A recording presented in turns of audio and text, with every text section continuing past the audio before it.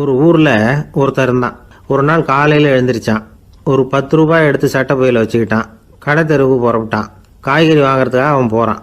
காய்கறி சந்தைக்கு போய் சேர்ந்தான். கத்திரிக்காய் 1/4 கிலோ கொடுங்கன்னா கொடுத்தாங்க. காசு கொடுக்கறதுக்காக சட்டை பையில் கையை விட்டான்.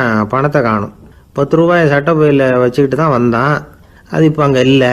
வழியில் எங்கேயும் அது விழுந்துட்டு போட்டிருக்கு. அல்லது யாராவது திருடர்கள் தெரியாமல் அதை எடுத்துக்கிட்டு போட்டாங்களா என்னன்னு தெரியல. எப்படியோ 10 ரூபாய் அவன் இழந்துட்டான். கையில் காசு இல்லை. அதனால் கத்திரிக்காயை திருப்பி கொடுத்துட்டு கவலையோடு வீட்டுக்கு திரும்பி வந்தான். அதையே நினச்சிக்கிட்டு இருந்தான். அவனுக்கு துக்கம் அதிகமாக போச்சு. அழ ஆரம்பிச்சிட்டான். காய்கறிகள் வாங்கிட்டு வந்து ஆனந்தமாக சமைச்சு சாப்பிட்லாம்னு நினச்சோம். அது முடியாமல் போச்சேங்கிற கவலை அவனுக்கு. அதனால் அதை மறக்கவே முடியல. இது நடந்து கொஞ்ச நாள் ஆச்சு. அதே மனுஷன் இன்னொரு நாள் அதே மாதிரி புறப்பட்டான். பணத்தை எடுத்து பையில் வச்சுக்கிட்டான். காய்கறி சந்தையை நோக்கி போய்கிட்டு இருக்கிறான். இப்போ வழியில் ஒரு ஏழை பையனை பார்த்தான். தம்பி எங்கே போகிற அப்படின்னு கேட்டான். ஐயா பள்ளிக்கூடத்துக்கு போய்கிட்டுருக்கிறேன் அவன். சரி, அதுக்கே இவ்வளவு கவலையோடு போய்கிட்டுருக்கிற அப்படின்னு விசாரித்தான் அவன். ஐயா நான் ரொம்ப ஏழை, வீட்டில் வசதி இல்லை, பரீட்சைக்கு பணம் கட்டணும், இன்றைக்கி கடைசி நாள், என்ன செய்கிறதுன்னு தெரியலன்னா. இவன் பார்த்தான். தாங்கிட்ட இருக்கிற பணத்தை எடுத்து அந்த பையன்கிட்ட கொடுத்தான். இதை வச்சுக்கோ, உடனே பணத்தை கட்டு, நல்லா படி, பரீட்சை எழுது அப்படின்னு சொல்லிவிட்டு திரும்பி வந்துட்டான். வெறுங்கையோடு திரும்பி வந்தும் வீட்டில் கேட்குறாங்க எங்கே காய்கறின்னு வழக்கம் போல் கேட்டாங்க. இவன் நடந்ததை சொன்னான். இப்போ வீட்டில் இருந்தவங்க அவங்ககிட்ட ஒரு கேள்வி கேட்டாங்க. ஏங்க இதே மாதிரி முன்னாடி ஒரு தடவை காய்கறி வாங்க போய் வெறுங்கையோடு திரும்பி வந்தீங்க, இப்போவும் வெறுங்கையோடு தான் திரும்பி வந்திருக்கிறீங்க. ஆனால் முன்னாடி வந்தப்போ வருத்தமாக இருந்தீங்க, இப்போ உங்கள் முகத்தில் வருத்தம் தெரியலையே அப்படின்னு கேட்டிருக்கிறான். அதாவது வீட்டில் இருக்கிறவங்க கேட்டாங்களாம். இப்போ அந்த மனுஷன் யோசிக்க ஆரம்பித்தானான். இந்த 2 நிகழ்வுகளுக்கு என்ன வித்தியாசம்? போன தடவை அவன் பணத்தை இழந்தான், இந்த தடவை அவன் பணத்தை இழந்திருக்கிறான். போன தடவை யாரோ திருடிட்டு போயிட்டாங்க, இந்த தடவை அவனாவே ஒரு பையன் பேரில் இறக்கப்பட்டு எடுத்து கொடுத்துருக்குறான். அன்னைக்கு பணம் போயிட்டுதேன்னு வருத்தமாக இருந்தது, இன்றைக்கி பணம் போனாலும் மனசுக்கு மகிழ்ச்சியாக இருக்குது, நிறைவாக இருக்குது. கொஞ்சம் யோசிச்சு பாருங்கள். பணத்தை இழந்தது மகிழ்ச்சிக்கோ வருத்தத்துக்கோ காரணமாக இருக்க முடியாது. அப்படின்னா வேற எது காரணம்? அன்றைக்கு பணத்தை இழந்துட்டேன்னு அழுதான், இன்றைக்கு பணத்தை இழந்தாலும் மகிழ்ச்சியாக இருக்கிறான். ஆகவே மகிழ்ச்சிக்கும் துக்கத்துக்கும் இழப்பு காரணம் அல்ல, இழப்பு பற்றிய நம்முடைய அறிவு தான் காரணம் அப்படிங்கிறது பெரியவர்களுடைய கருத்து. எந்த பொருளும் நமக்கு கவலையை உண்டு பண்ணுறதில்ல, அந்த பொருள் பேரில் நாம் வைக்கிற பற்று தான் கவலையை உண்டு பண்ணுது. பொருள்கள் நம்ம விட்டுட்டு போயிட்டா நாம் அழுதுகிட்டு இருக்கிறோம், நாமே அதுகளை விட்டுட்டு வந்துட்டா மகிழ்ச்சியாக இருக்கிறோம். இந்த உண்மையை புரிஞ்சுக்கிட்டு நம்முடைய வாழ்க்கையை நல்ல விதமாக அமைச்சிக்கணும். ஒரு ஆள் அழுதுகிட்டு இருந்தான். ஏண்டா அழுகுறேன்னு கேட்குறார் ஒருத்தர். இழக்கிறதுக்கு எதுவும் இல்லை, அதனால் அழறேன்னா.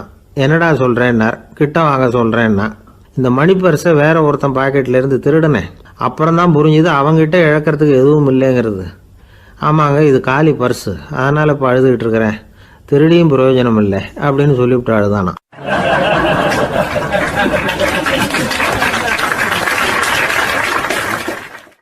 ஒரே ஒரு ஊர். அந்த ஊருக்கு பேர் கொடையாளிப்பட்டி. அந்த பேருக்கு தகுந்த மாதிரி தான் அந்த ஊர் மக்களும். யார் என்ன கேட்டாலும் இல்லைன்னு சொல்லாமல் கொடுப்பாங்க. கொடையாளிகள் நிறைந்த ஊர். இனாமா மட்டும் இல்லை, கடனாகவும் பணம் கொடுப்பாங்க. யாருக்காவது அவசரமாக பணம் தேவைப்பட்டதுன்னு வச்சுக்கோங்க, அந்த ஊருக்கு போய் வாங்கிக்கலாம். பத்திரம் தேவையில்லை, சாட்சி தேவையில்லை, ஜாமீன் தேவையில்லை, எந்த உத்தரவாதமும் கேட்காம பணம் கொடுத்துருவாங்க. நம்மளால் ஒருத்தனுக்கு பணம் தேவைப்பட்டது. சொந்த பந்தமெல்லாம் கேட்டு பார்த்தா யாரும் கொடுக்குற வழியாக தெரியல. எல்லாரும் அவங்கவுங்க சௌரியத்தை பார்க்குறவங்க, அடுத்தவங்க சௌரியத்தை பற்றி கவலைப்படாதவங்க. இவன் எல்லாரையும் கேட்டு பார்த்துட்டு சோர்ந்து போய் உக்காந்துட்டான். அந்த நேரம் தான் கொடையாளிப்பட்டியை பற்றி கேள்விப்பட்டான். அப்படி ஒரு ஊர் இருக்கிறது தெரிஞ்சதும் அந்த ஊருக்கு வழி கேட்டுக்கிட்டு ஒரு நாள் புறப்பட்டு போனான். வயல்காட்டு வழியாக போக வேண்டியிருந்தது. மெதுவாக நடந்து ஊர் எல்லைக்கு வந்துட்டான். 2 பக்கமும் விவசாய வேலைகள் மும்முரமாக நடந்துக்கிட்டு இருக்குது. ஏர் உழுதுகிட்டு இருக்கிறாங்க. அப்போ அங்கே ஒரு ஆளை பாம்பு கடிச்சுட்டுது. பக்கத்தில் வேலை செஞ்சுக்கிட்டு இருந்தவங்க ஓடி வந்தாங்க. அவசரமாக செய்ய வேண்டிய முதல் உதவியெல்லாம் செஞ்சு பார்த்தாங்க, பலன் இல்லை. அந்த ஆள் செத்து போட்டான்.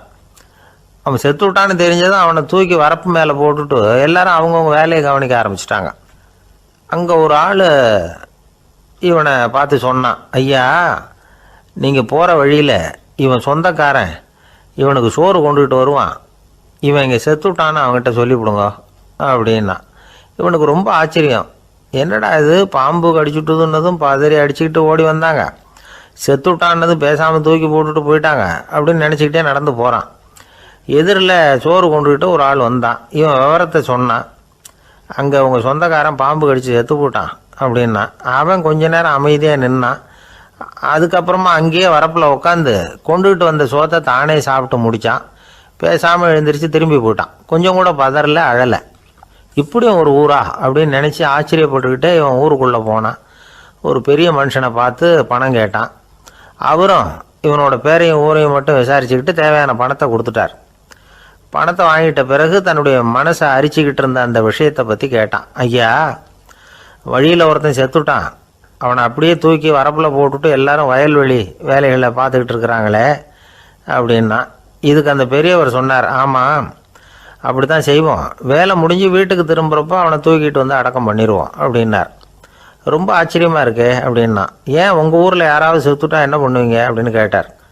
என்ன இப்படி கேட்குறீங்க, எங்கள் ஊரில் எல்லாம் பணத்தை தூக்க விட மாட்டாங்க, ஒப்பாரி வைப்பாங்க, கட்டி புரண்டு அழுது புலம்பி தீர்த்துருவாங்க அப்படின்னா. இவன் பெரியவர் பார்த்தார். அவங்ககிட்ட கொடுத்த பணத்தை லபக்குன்னு பறிச்சுக்கிட்டார். திருப்பி வாங்கிட்டார். இவன் பதறி போய் நிற்கிறான். அவர் சொன்னார், பணத்தையே விட மாட்டேன்னு கட்டுப்பிடிச்சி அழுதா நான் கொடுத்த பணத்தை மட்டும் எப்படி திருப்பி கொடுக்க போகிறேன், போயிட்டு வா அப்படின்னு விரட்டி விட்டாராம். இந்த கதையை நண்பர் ஒருத்தர் சொன்னார். கதை வேடிக்கையாக தெரிஞ்சால் கூட இதில் கருத்து உண்டு. பணம் பிணம் இது ரெண்டையுமே விடுறதுக்கு அவ்வளவு சுலபமாக மனம் வர்றதில்லை. இந்த ரெண்டு விஷயங்கள்லேயும் அறிவார்ந்த செயல்பாடு தேவை. ஒரு பேருந்து மரத்தில் மோதி விட்டுது. எல்லாரும் அடிபட்டு முனைகிட்டு கிடக்கிறாங்க. டிரைவர், கண்டக்டர் இவங்களுக்கும் அடி. அவங்களும் ஒரு பக்கம் கிடக்கிறாங்க. ஒரு மூலையில் கிடக்கிற ஒருத்தன் மெதுவாக முக்கி முனகி கண்டக்டர்னு சத்தம் போடுறான்.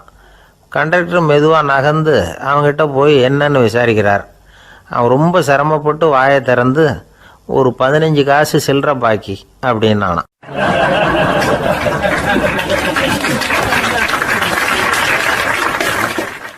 இப்பெல்லாம் நம்ம ஊரில் மாமியார் மருமகள் ஒருத்தர் நல்லா புரிஞ்சுக்கிட்டு நல்ல விதமாக தான் இருக்கிறாங்க பல இடத்துல. அதனால் நான் இப்போ சொல்ல போகிற கதையை கேட்டுவிட்டு இந்த காலத்தில் அவ்வளவு மோசமாக யார் சார் நடந்துக்கிறாங்க அப்படின்னு கேட்டு யாரும் சண்டைக்கு வரக்கூடாது. இன்னொரு உண்மையையும் சொல்லிவிடுறேன். அதாவது இந்த கதையை நமக்கு எழுதி அனுப்பி இருக்கிறதே கொஞ்ச நாளில் மருமகளாகவும் அதுக்கப்புறம் கொஞ்ச காலத்தில் மாமியாராகவும் ஆக போகிற ஒரு நேயர் தான். சரி, இந்த கதைக்கு வருவோம். அதாவது ஒரு சின்ன குடும்பம். அந்த வீட்டில் மாமியார் ஆட்சி. அவங்க வச்சது தான் சட்டம். பிள்ளையாண்டான் எப்படின்னா அம்மா சொல்கிறதையும் கேட்டுக்குவான், மனைவி சொல்கிறதையும் கேட்டுக்குவான். நமக்கு என்னத்துக்கு வம்புங்கிற டைப்பு. மருமகள் பேரில் குறை கண்டுபிடிக்கிறதுலையே அந்த மாமியாருக்கு ஒரு சுவாரஸ்யம். சின்ன சின்ன விஷயத்துலாம் குத்தம் கண்டுபிடிச்சிக்கிட்டே இருக்கிறாங்க. பொதுவாக எல்லாரும் எப்படின்னா ஏதாவது ஒரு காரணத்துக்காக சண்டை போட்டுக்கிட்டு இருப்பாங்க. அந்த அம்மா எப்படின்னா ஏதாவது ஒரு சண்டையை போடுறதுக்காக காரணத்தை தேடிக்கிட்டு இருப்பாங்க. அப்படி ஒரு மனசு. அந்த மருமக பொண்ணு பாவம் பயந்து பயந்து ஒவ்வொரு காரியமும் செஞ்சுக்கிட்டு வந்தது. இப்படியே பல வருஷம் ஓடி போட்டுது. அந்த மாமியாருக்கும் ரொம்ப வயசாகிட்டுது.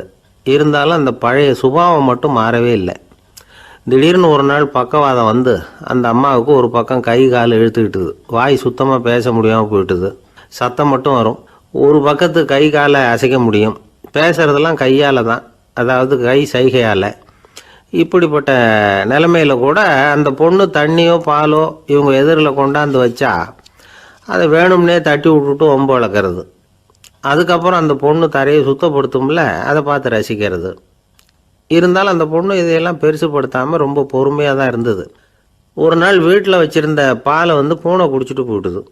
வயசான காலத்தில் இந்த அம்மா பால் இல்லாமல் கஷ்டப்படுவாங்களே அப்படின்னு நினச்சி பக்கத்து வீட்டில் போய் கொஞ்சம் பால் வாங்கிட்டு வந்து காய்ச்சி மாமியார் முன்னாடி கொண்டாந்து வச்சுது அந்த பொண்ணு. வழக்கம் போல் அந்த அம்மா பாலை தட்டி விட்டுட்டாங்க. இதை அந்த மருமக பொண்ணு கவனிச்சுட்டுது. இவ்வளவு நாள் பொறுமையாக இருந்த அந்த மருமகளுக்கு இன்னைக்கு இதை பார்த்து தான் அசாத்திய கோபம் வந்துட்டுது. கதவுக்கு பக்கத்தில் சாத்தி வச்சுருந்த உலக்கையை எடுத்து மாமியார் தலையில் போட அது குறி தவறி கழுத்தில் பட அந்த அம்மா கழுத்தை பிடிச்சிக்கிட்டு ஊன்னு கத்த இந்த பொண்ணு ஒன்றும் அலட்டிக்காமல் உலக்கையை எடுத்து மறுபடியும் கதவு பக்கம் சாத்தி வச்சுட்டு அது பாட்டுக்கு நடந்து போயிட்டுது. இருந்தாலும் மனசுக்குள்ளே லேசாக ஒரு பயம். கணவன் வீட்டுக்கு வந்ததும் என்ன விஷயம்னு கேட்டால் எப்படி சமாளிக்கிறது. அன்னைக்குன்னு பார்த்து ரொம்ப நேரம் கழித்து வீடு வந்து சேர்ந்தான் கணவன். உடனே அந்த அம்மா புகார் பண்ண ஆரம்பிச்சுட்டுது. பேச்சு தான் வராத, அதனால் ஒரு பக்கத்து கையால் சைகை காட்டுது. கதவுக்கு பக்கத்தில் இருந்த உலக்க பக்கமாக கையை நீட்டி காட்டி அப்படியே அந்த கையை தன் கழுத்துக்கு பின்பக்கமாக சுற்றி காட்டி நாக்கை வெளியில் நீட்டி நடந்த விஷயத்த புரிய வைக்கிறதுக்கு முயற்சி பண்ணுது. இவனுக்கு ஒன்றும் புரியல. என்ன சொல்கிறாங்க அம்மா அப்படின்னு மனைவிகிட்ட கேட்குறான். அதுக்கு அந்த பொண்ணு ரொம்ப புத்திசாலித்தனமா, என்னங்க உங்கள் அம்மா சொல்கிறது உங்களுக்கு இன்னும் புரியலையா? அவங்க உங்களை பார்த்து என்ன சொல்கிறாங்கன்னா, ஏன்டா உலக்க மாதிரி நிற்கிற, சாக போகிற எனக்கு சங்கிலி எதுக்கு, என் கழுத்தில் கிடக்கிற இந்த சங்கிலியை கழட்டி என் மருமக கழுத்தில் போடுறா அப்படின்னு சொல்கிறாங்க அப்படின்னு தான். ஓ அப்படியா விஷயம்னு சொல்லி அம்மா கழுத்தில் இருந்த சங்கிலியை எடுத்து மனைவி கழுத்தில் போட்டுட்டு, அம்மா உன் விருப்பப்படியே போட்டாச்சு, இனிமேலாவது நிம்மதியாக படுத்து தூங்கு அப்படின்னு சொல்லிவிட்டு உள்ளே போயிட்டான். பார்த்தீங்களா கதையை? அதனால தான் மாமியார்கள் சைகை காட்டுறதுன்னா கூட இனிமேல் ஜாக்கிரதையாக இருக்கணும்.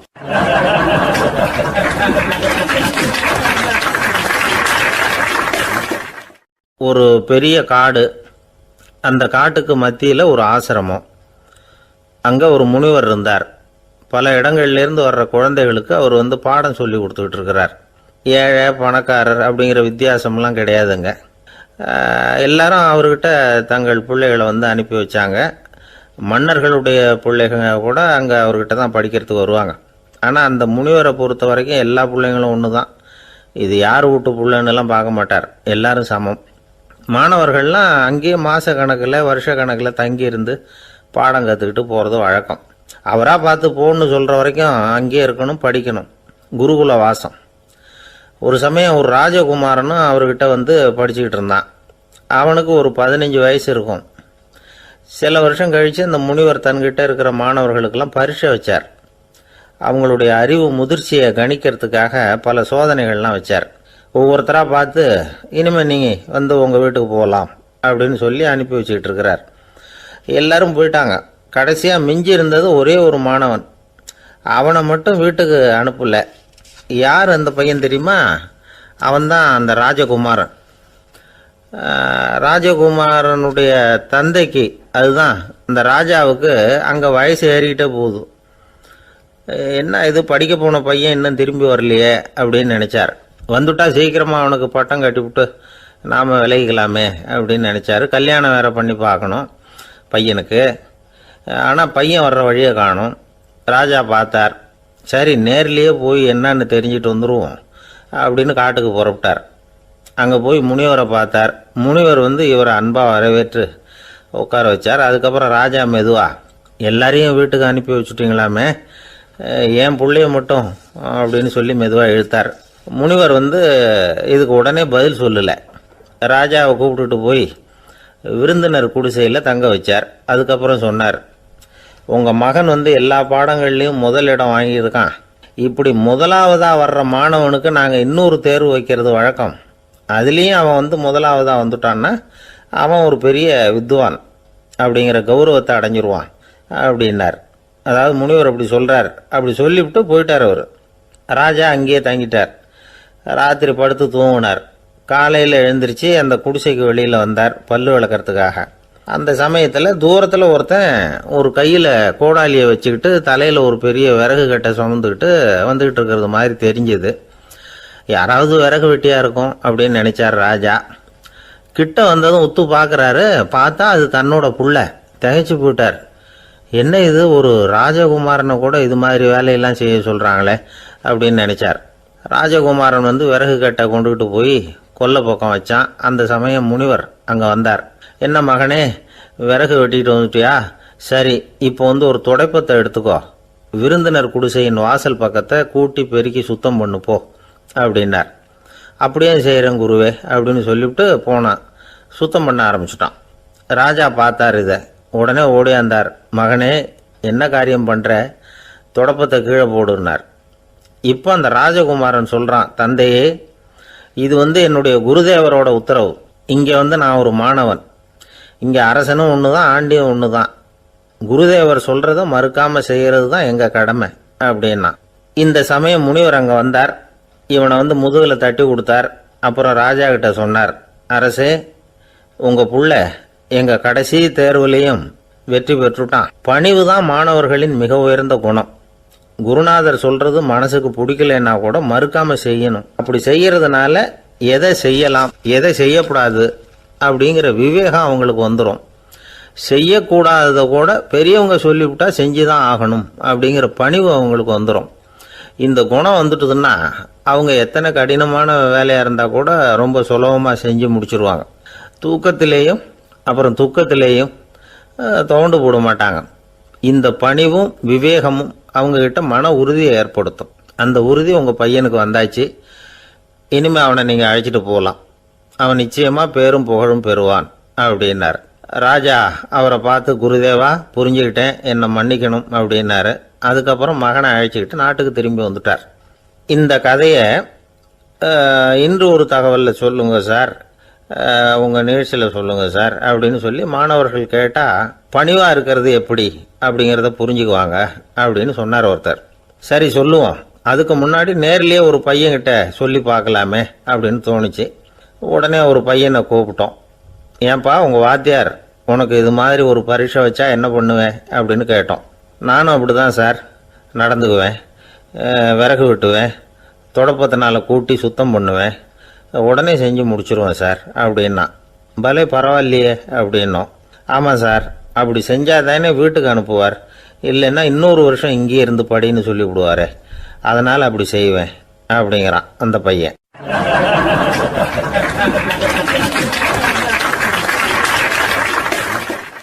இந்த உலகத்தில் உண்மையாகவே வேதாந்தம் பேசுகிறவங்களும் உண்டு, உள்ளுக்குள்ளே வேற மாதிரி இருந்துக்கிட்டு வெளியில் வேதாந்தம் பேசுகிறவங்களும் உண்டு. ஒரு ஆள் இருந்தார். அவரும் ஒரு கடை வச்சு வியாபாரம் பண்ணிக்கிட்டு இருந்தார். மகா கஞ்சன், யாருக்கும் எந்த உதவியும் செய்ய மாட்டார். எச்சில் கையென்ன ஈர கையை கூட உதற மாட்டார். அப்படிப்பட்ட மனுஷன். அந்த ஊருக்கு ஒரு முனிவர் வந்துக்கிட்டு இருந்தார். வருஷத்துக்கு ஒரு தடவை வருவார். ஒரு நாள் 2 நாள் இருப்பார், அப்புறம் போயிடுவார். அந்த முனிவர் வர்றப்போலாம் இந்த ஆள் எழுந்திரிச்சு ஓடி போய் அவரை வரவேற்பான். ரொம்ப பெரிய வேதாந்தி மாதிரி அவர்கிட்ட பேசிக்கிட்டு இருப்பான். காயமே இது பொய், வெறும் காற்றடைத்த பையும்மா, தர்மம் தலைகாக்கும்மா. பணம் என்ன சார் பணம், இன்னைக்கு ஒருத்தன் கையில் இருக்கும், நாளைக்கு ஒருத்தன் கையில் இருக்கும், எல்லாம் மாயம். எனக்கு தான் இன்னமும் இந்த சம்சார பந்தத்திலிருந்து விடுபடுறதுக்கு நேரம் வரலேம்மா. அந்த முனிவரும் இந்த ஆள் இப்படி சொல்கிறத கேட்ட உடனே, ஏப்பா அப்படி சொல்கிற, இப்போ கூட நீ சரின்னு சொல்லு, உனக்கு தீட்சை கொடுத்து இதிலேருந்து விடுபடுற ஞானத்தை போதிக்கிறேன் பார். உடனே அந்த ஆள் என்ன சொல்லுவான் தெரியுமா? ஐயோ சாமி, இப்போ அது எப்படிங்க முடியும், பிள்ளைங்கள்லாம் சின்ன சிறுசுங்க, அதுகளுக்கெல்லாம் ஒரு கல்யாணம் காட்சின்னு செஞ்சு கடமையை முடிச்சுட்டா நீங்கள் சொல்கிறபடி செஞ்சு விடலாமா. சரி, இன்னும் முனிவர் போயிடுவார். அடுத்த வருஷம் வருவார். இவன் வழக்கம் போல் வேதாந்தம் பேசுவான். சரி தீட்சை கொடுக்குறேன் வா அம்பார். பேரம்பேத்தியை பார்க்கணும், கோர்ட்டில் கேஸ் ஒன்று இருக்குது, அது முடியணும் அப்படின்னு தயங்க ஆரம்பிச்சிருவான். எல்லாம் சொல்லுவான், ஆனால் குடிக்கிறதுக்கு தண்ணி கூட கொடுக்க மாட்டான்.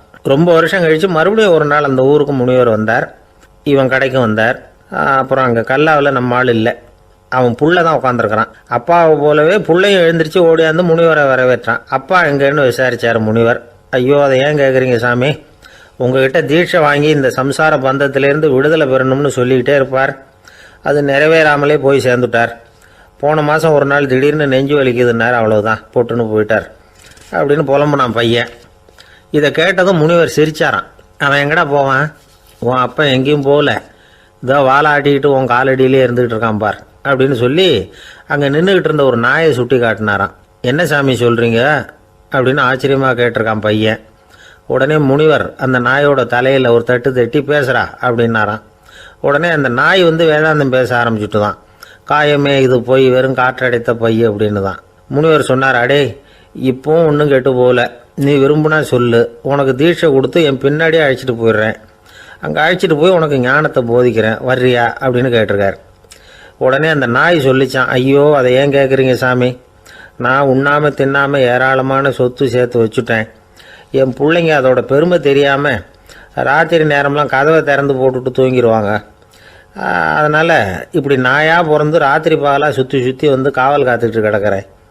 இப்போ எப்படி சாமி வர முடியும் அப்படின்னு கேட்டுதான்.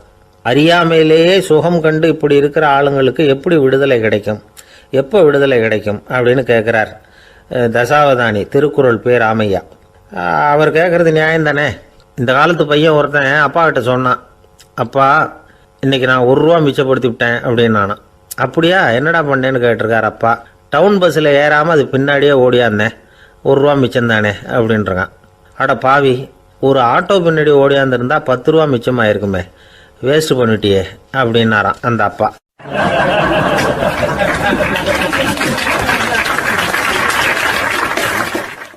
பிரிட்டிஷ் ஆட்சி நடந்துகிட்டு இருந்த காலம் 1920களின் கடைசி. அப்போ நடந்த ஒரு உண்மை நிகழ்ச்சி இது.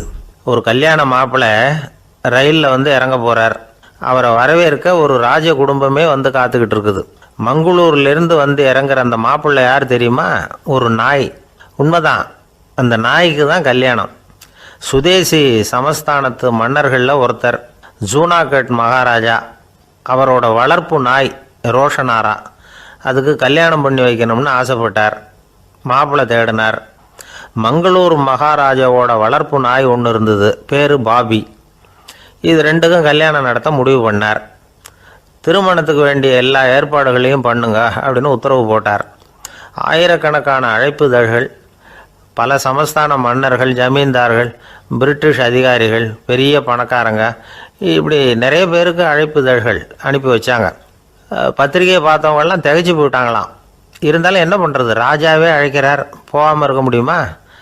அந்த சமயத்தில் நாட்டின் கவர்னர் ஜெனரலாக இருந்தவர் இர்வின் பிரபு.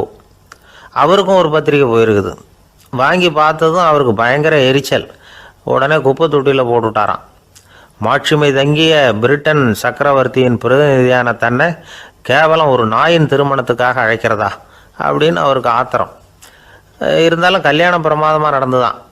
கல்யாணத்தன்னைக்கு பொண்ணுக்கு ஸ்பெஷல் குளியல், தண்ணீருக்கு பதிலாக வாசனை திரவியங்கள், பன்னீர், குளித்ததுக்கு அப்புறம் அலங்காரம், வைர மாலை, முத்து மாலை, ஏகப்பட்ட அலங்காரம். மாப்பிள்ளையை அழைக்கிறதுக்கு ரயில்வே ஸ்டேஷனில் ராஜ குடும்பமே காத்துக்கிட்டு இருக்குது. அவங்களோட வளர்ப்பு நாய்கள் 250. அத்தனை நாய்களுக்கும் பட்டு துணி போத்தி இருக்குது. முத்து வடங்கள் அணிவிச்சிருக்கிறாங்க. எல்லாம் ராஜ நாய்கள். அதுகளையும் வீதியில் நடக்க விடலையாம். அதுகளை சுமந்துக்கிட்டு போக அலங்கரிக்கப்பட்ட யானைகள் காத்துக்கிட்டு இருக்குதான். மாப்பிள்ளைக்கு வரவேற்பு எப்படி தெரியுமா? அது நடந்து வர்ற பாதை பூரா ரத்தன கம்பளம் விரிச்சிருக்குது. 2 பக்கமும் ராஜாங்க அதிகாரிகள் கைகட்டி நிற்கிறாங்க. அரசு படை வீரர்கள் அணிவகுப்பு மரியாதை செலுத்துகிறாங்க. அந்த நாய் ராஜ மரியாதையோடு நடந்து வருது. நகையெல்லாம் போட்டுக்கிட்டு வருது. திருமண மண்டபத்துக்கு சேருது. அங்கே கல்யாணம் அமோகமாக நடக்குது. இந்த திருமணத்தை முன்னிட்டு அந்த ஜூனாகட் சமஸ்தானத்துக்கு 3 நாள் விடுமுறை வேறு. கல்யாணத்துக்கு வந்திருந்தவங்களுக்கெல்லாம் ஏக தடபுடலாக விருந்து, நாட்டியம் எல்லாம் பிரமாதமாக நடந்து தான். இந்த கல்யாணத்தில் கலந்துக்க வந்திருந்த மற்ற சமஸ்தானத்து மன்னர்கள், தீவான்கள், அரச குடும்பத்தினர், இப்படி அவங்க 700 பேராம். அவங்க போகிறதுக்காக விசேஷ ரயில்கள்லாம் வேற விட்டுருக்காங்க. கல்யாணம் முடிஞ்சதும் அந்த நாய் தம்பதிகளோட பெரிய பெரிய மன்னர்கள்லாம் ஒன்றா உட்காந்து சாப்பிட்டாங்களாம். ஏர் கண்டிஷன் அறையில் அந்த தம்பதிகள் கொஞ்ச காலம் வாழ்ந்துருக்கிறாங்க. கொஞ்ச நாளில் மாப்பிள்ளைக்கு மரியாதை குறைய ஆரம்பிச்சுட்டுது. வெளியில் துரத்தி விட்டாங்களாம். அந்த பெண் நாய் மட்டும் ராஜ போகங்களை அனுபவித்து வந்து தான். இந்த கல்யாணத்தை பார்த்துட்டு தொடர்ந்து மற்ற சமஸ்தானத்து மன்னர்களும் நாய் திருமணங்கள் நடத்த ஆரம்பிச்சுட்டாங்களாம். இது உண்மையில் நடந்திருக்குது. இப்படி அது இருக்கட்டும். இப்போ நம்ம கதைக்கு வருவோம். ஒரு ராஜாவுக்கு ரொம்ப நாள் கழித்து ஒரு குழந்தை பிறந்து தான். அரண்மனை ஜோசியரை கூப்பிட்ருக்கார் ராஜா. ஜோசியரே, என் மகன் வருங்காலத்தில் சிறந்த வாள் வீரனாக வரணும்னு ஆசைப்படுறேன், வருவானாங்கிறத கொஞ்சம் பார்த்து சொல்லுங்களேன் அப்படின்னாராம். ஜோசியர் சொன்னார், மன்னா, உங்கள் புள்ள வாள் வீரனாக வர்றது கஷ்டம். ஆனால் அவரும் உங்களை மாதிரியே நாய்க்குட்டிகள் பேரில் பிரியமாக இருப்பார். அதுகளுக்கு கல்யாணமும் பண்ணி வைப்பார் அப்படின்னாராம். அது எப்படி கண்டுபிடிச்சிங்க அப்படின்னு கேட்டிருக்கார் ராஜா. அரசே, உங்கள் பிள்ளைக்கு வாள் மேலே உள்ள பிரியத்தை காட்டிலும் நாய் மேலே உள்ள பிரியம் அதிகங்கிறதுக்கான அறிகுறி இப்போவே தெரியுது. நல்லா கவனித்து பாருங்கள். அவர் வாழ்னு கத்துறாரு அப்படின்னாரு. கவனித்து பார்த்துட்டு அப்படி எனக்கு காதில் விழலையே அப்படின்னாராம் மன்னர். அதனால தான் சொன்னேன், அவர் கத்துறது வாழ்னு கத்தலை, வள்ளுன்னு கத்திக்கிட்டு இருக்கார், அதனால தான் அப்படி சொன்னேன் அப்படின்னாராம் அரண்மனை ஜோசியர்.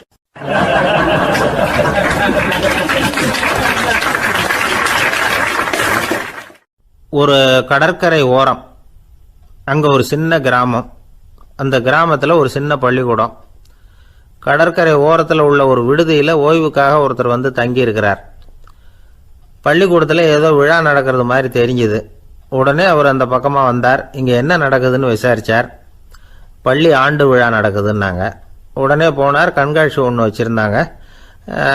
உள்ளே போய் பார்த்தார். பள்ளிக்கூடத்தில் படிக்கிற மாணவர்களே சொந்தமாக தயார் பண்ண பொருள்களை காட்சிக்கு வச்சுருக்கிறாங்க. அந்த ஊர் மக்கள்லாம் அதை கூட்டம் கூட்டமாக போய் பார்த்துக்கிட்டு இருக்கிறாங்க. இவரும் ஆர்வமாக அதையெல்லாம் பார்த்துக்கிட்டே போகிறார். ஒரு இடத்துல ஒரு சின்ன ரயில் செஞ்சு வச்சுருந்தாங்க, மாணவர்களே தயார் பண்ணது. மின்சாரத்தால் அது ஓடுறது மாதிரி பண்ணி வச்சுருந்தாங்க. அதில் ஒரு சின்ன பொத்தான் இருக்கும், அது அமுக்குனா ரயில் ஓடும், சுற்றி சுற்றி வரும். மாணவர்கள் எதிரில் நின்று அதுக்கு விளக்கம் கொடுத்துக்கிட்டு இருக்கிறாங்க. இவர் அதை கவனித்தார், ரயில் ஓடுறத பார்த்தார். அங்கே நின்றுக்கிட்டு இருந்த மாணவர்கள்கிட்ட விளையாட்டாக கேட்டார், ஏப்பா இந்த ரயில் எதனால் ஓடுது அப்படின்னு கேட்டார். இவர் சக்தியினால் ஓடுது அப்படின்னாங்க மாணவர்கள். அது என்ன சக்தின்னு கேட்டார். அதுக்கு பேர் மின்சாரம் அப்படின்னாங்க. சரி, நீங்கள் மின்சாரத்தை பார்த்துருக்குறீங்களா அப்படின்னார். நாங்கள் பார்த்தது இல்லைங்க, ஆனால் இதை செய்யறதுக்கு எங்களுக்கு உதவி பண்ண ஆசிரியர் ஒரு பட்டதாரி, ஒரு கால் அவர் பார்த்துருக்கலாம் அப்படின்னாங்க. அவர் எங்கே இருக்காருன்னு கேட்டார். இதோ அழைச்சிட்டு வர்றோம்னு ஓடினாங்க. அவர் அழைச்சிட்டு வந்தாங்க. அவர்கிட்ட ஒரு பெரியவர் கேட்டார், மின்சாரத்தை நீங்கள் பார்த்துருக்குறீங்களா அப்படின்னு. மின்சாரத்தை பார்க்குறதாவது நான் பார்த்ததே இல்லை. நான் பார்த்தது அது செயல்படுற விதத்தை தான். அது விளக்கை எரிய வைக்குது, ரயிலை ஓட வைக்குது, இது மாதிரி எத்தனையோ எந்திரங்களை செயல்பட வைக்குது. ஆனால் உண்மையிலேயே அது என்னன்னு எனக்கு தெரியாது. ஒருவேளை இந்த பள்ளிக்கூடத்து தலைமை ஆசிரியருக்கு தெரிஞ்சிருக்கலாம், ஏன்னா அவர் ஒரு மேல்நிலை பட்டதாரி அப்படின்னாராம் அவர். சரின்னு போய் தலைமை ஆசிரியரை கூப்பிட்டுக்கிட்டு வந்தாங்க. அவர்கிட்டையும் இதே கேள்வி கேட்டாராம் அவர். மன்னிக்கணும், இந்த கேள்வி இதுவரைக்கும் யாரும் என்கிட்ட கேட்டதில்லை. சக்தியை யாரும் பார்க்க முடியாது, ஆனால் அது செயல்படும் விதத்தை தான் பார்க்க முடியும் அப்படின்னாராம் அவர். இப்போ இதுவரைக்கும் கேட்டுக்கிட்டு இருந்த பெரியவர் சிரித்தார். சிரிச்சுட்டு சொன்னாராம், சரி அதுக்காக ஒன்றும் கவலைப்படாதீங்க, என்னுடைய பெயர் தாமஸ் ஆல்வா எடிசன் அப்படின்னாராம். இதை கேட்டதும் அங்கே இருந்தவங்களுக்கெல்லாம் அதிர்ச்சி, ஆச்சரியம். என்னது, நீங்கள் தானே எடிசன்? நீங்கள் எவ்வளவு மின்சார கருவிகளை உண்டாக்கி இருக்கிறீங்க, நீங்களா இந்த கேள்வியை கேட்டது அப்படின்னாங்களாம். ஆமாம், நான் தான் கேட்குறேன், ஏன்னா நானே மின்சாரத்தை பார்த்தது கிடையாது அப்படின்னாராம் அவர். அன்புங்கிறது இப்படிப்பட்டது தாங்கிறார் ஓஷோ. அன்புங்கிறது நம்ம உடற்கூறு அமைப்பில் இல்லை, அது நம்ம உடம்புல உள்ள சுத்த சக்தியின் வெளிப்பாடு. அதை உணரத்தான் முடியுமே தவிர பார்க்க முடியாது. அன்பே உன்னை நான் என் இருதயத்தில் வச்சிருக்கிறேன் அப்படின்னுலாம் சொல்லுவான். இதெல்லாம் சும்மா. இது டாக்டர்கள் சொல்கிற இருதயம் கிடையாது. அது ரத்தத்தை தள்ளுகிற ஒரு கருவி, அவ்வளவுதான். ஞானிகள் சொல்லுகிற இதயம் வேற, அது கண்ணுக்கு புலப்படாத ஒரு சக்தி. என்னுடைய இதயம் ரொம்ப விசாலமானது சார் அப்படின்னார் ஒருத்தர். அப்படிங்களான்னு ரொம்ப மரியாதையா, ஆமாங்க டாக்டர் அப்படி தான் சொல்கிறார், கொஞ்சம் வீங்கி போய் பெருசாக இருக்குதான் அப்படின்னார்.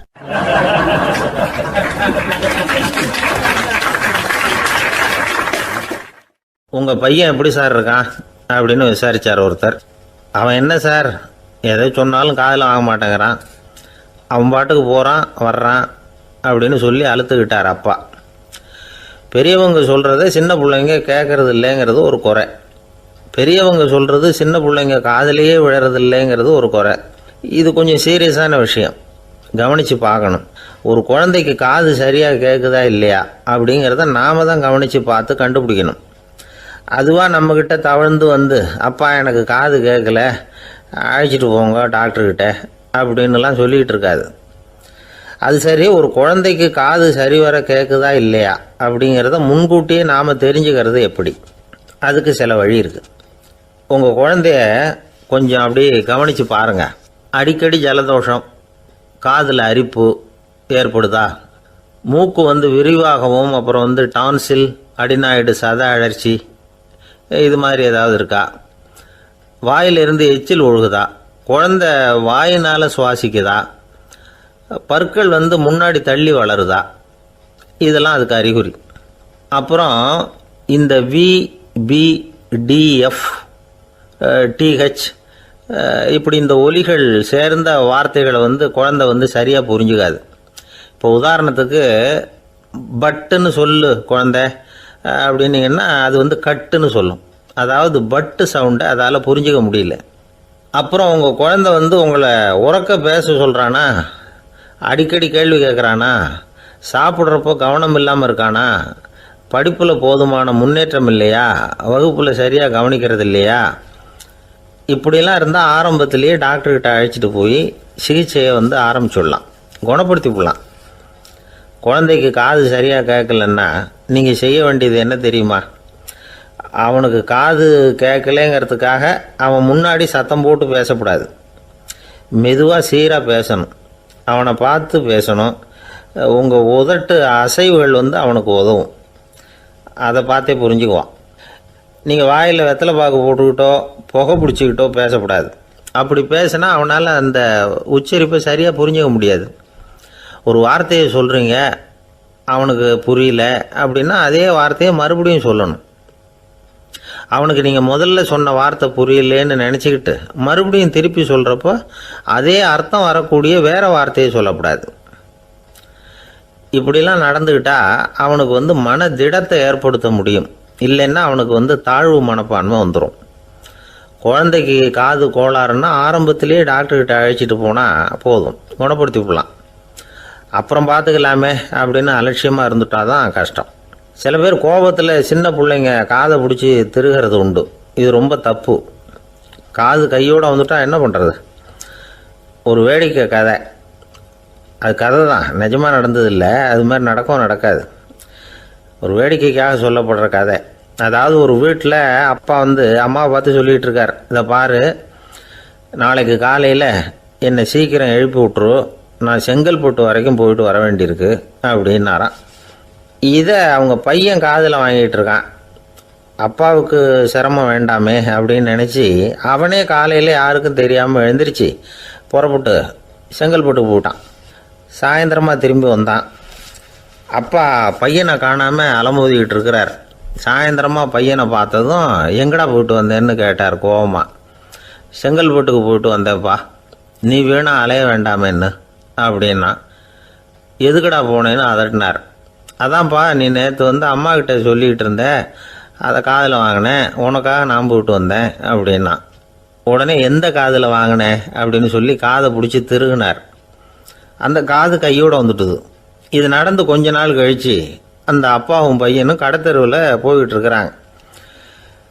எதிரில் ஒரு நாய் ஓடி வந்தது. அதுக்கு 2 காதும் இல்லை.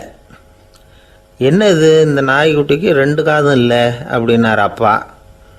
அதுக்கு பையன் சொல்கிறான், அப்பா அது 2 தடவை செங்கல்பட்டுக்கு போயிட்டு வந்துடுவோம் அப்படின்னானா.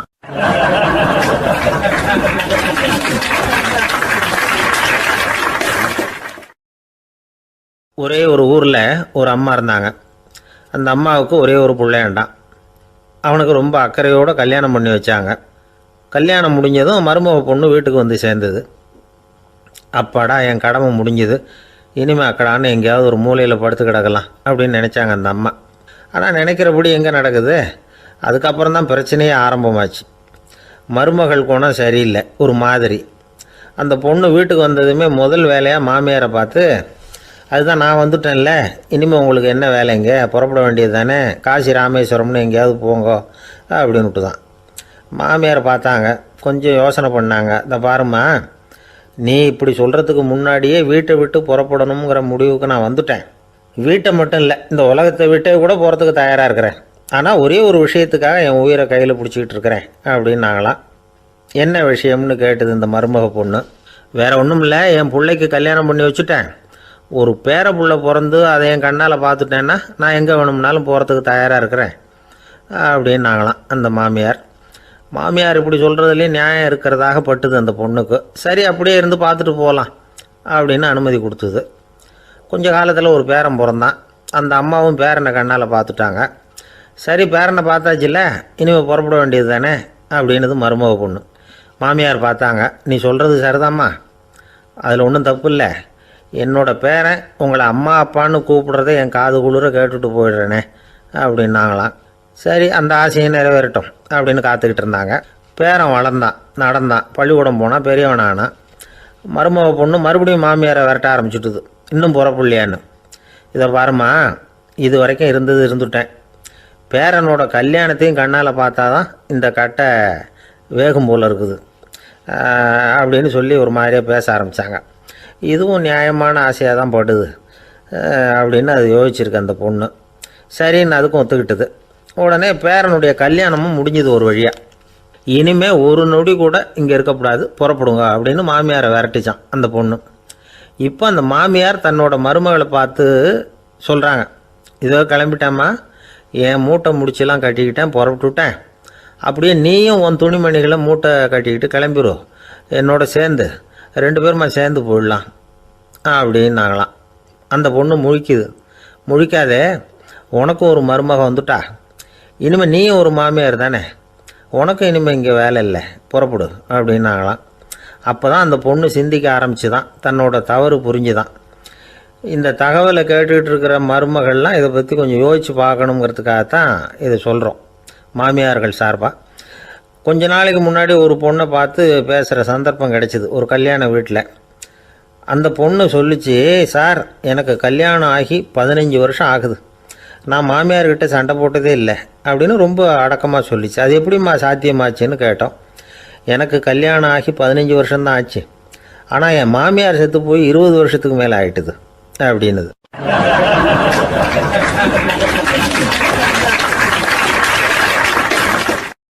ஒரு அப்பாவுக்கு 2 பிள்ளைங்க.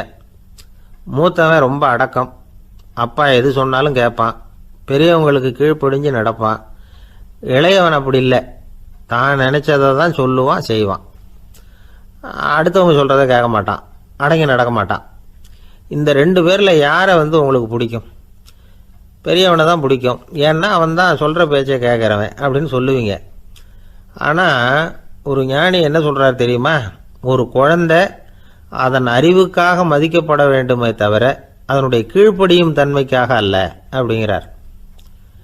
நம்ம குழந்தைகளை சுயமாக சிந்திக்கிறதுக்கு நாம் விடுறதில்ல, மற்றவங்களை பார்த்து காப்பி அடிக்கிறதுக்கு தான் நாம் அவங்களுக்கு கற்றுக் கொடுக்குறோம். புகழ்பெற்ற மனிதர்கள் சிலருடைய பேரை சொல்லி நீயும் அவர் மாதிரி ஆகணும், இவர் மாதிரி ஆகணும் அப்படின்னு சொல்லிகிட்டே இருக்கிறோம். குழந்தைகள் தங்களுடைய தனித்தன்மையை வளர்த்துக்கிறதுக்கு நாம் தடையாக இருக்கிறோம். ஒரு குழந்தைகிட்ட அனாவசியமாக நம்பிக்கையை வளர்த்துடக்கூடாது, எந்த கோட்பாட்டையும் திணிக்கக்கூடாது. நாம் ஏற்கனவே அர்த்தமில்லாத கருத்துக்களையும் கொள்கைகளையும் மனசில் போட்டு நிரப்பி வச்சுருக்கிறோம். இந்த உலகத்துக்கு புதுசாக சேர்ந்திருக்கிற ஒரு குழந்தையின் தூய்மையான மனசில் நம்ம கருத்துக்களை அறிமுகம் செய்ய அல்லது திணிக்கிறதுக்கு நமக்கு எந்த அதிகாரமும் கிடையாது. ஒரு குழந்தைய நீ இந்த மதத்தை சேர்ந்தவன் அப்படின்னு பிறந்ததுமே ஒரு முத்திரை குத்தி விடுறோம். இது அதோட சுதந்திரத்தை ஆரம்பத்திலேயே கிள்ளி எறிகிறது மாதிரி தான். நீங்கள் ஒரு மதத்தின் வழிமுறைகளை கடைப்பிடிச்சிக்கிட்டு வர்றீங்க, அந்த வழியில் போய்கிட்டு இருக்கிறீங்க, சரி, அதனால் போகிறீங்க. அதுக்காக உங்கள் குழந்தையையும் அதே வழியில் தான் வரணும் அப்படின்னு கட்டாயப்படுத்துறதுக்கு உங்களுக்கு என்ன உரிமை இருக்குது? அந்த குழந்தை சுயமாக சிந்திச்சு ஒரு முடிவுக்கு வரட்டுமே, அதுக்கு நீங்கள் ஏன் தடையாக இருக்கிறீங்க? நமக்கு உண்மையிலேயே நம்ம குழந்தை மேலே அன்பு இருந்தால் இது மாதிரி திணிப்பு வேலைகளை செய்யக்கூடாது. திணிப்பு வேலைகளிலிருந்து குழந்தைகளை காப்பாற்றினா போதும், அதுதான் ரொம்ப முக்கியம். அடுத்த தலைமுறை அற்புதமான தலைமுறையாக உருவாகும். நாம் தான் சாதி மத சங்கடங்களில் மாட்டிக்கிட்டு தவிக்கிறோம். அவங்களாவது சாதி மத வேறுபாடு இல்லாத சமுதாயத்தை பார்க்கட்டுமே, அந்த சௌகரியங்களை அனுபவிக்கட்டுமே. அதுக்கு நாம் என்ன செய்யணும்னா ஒன்றும் செய்யாமல் இருந்தால் போதும். ஒரு குழந்தைகிட்ட நம்ம கருத்தை திணிக்கும் பொழுது என்ன ஆகுது தெரியுமா? அது அவனை அவங்ககிட்ட இருந்தே அப்புறப்படுத்தி விடுது, அவனுடைய தனித்தன்மையை அழிச்சுடுது, அவனை ஒரு எல்லைக்குள்ளே திணிச்சுடுது. இதெல்லாம் அன்புங்கிற பேரால் பெற்றோர்கள் செய்கிற தப்பு. இதெல்லாம் கேட்டுக்கிட்டு இந்த காலத்தில் அப்பா ஒருத்தர் சொன்னார், நான் கருத்துக்களை எல்லாம் என் பையன்கிட்ட திணிக்கிறது இல்லைங்க, ஆனால் அதிகமாக சாப்பிட சொல்லி கட்டாயப்படுத்துவேன் அப்படின்னார். உங்கள் வீட்டு சமையல் அவ்வளவு நல்லா இருக்குமான்னு கேட்டாங்க. நல்லா இருந்தால் நான் ஏன் அவனை சாப்பிட சொல்லி கட்டாயப்படுத்த போகிறேன் அப்படின்னார்.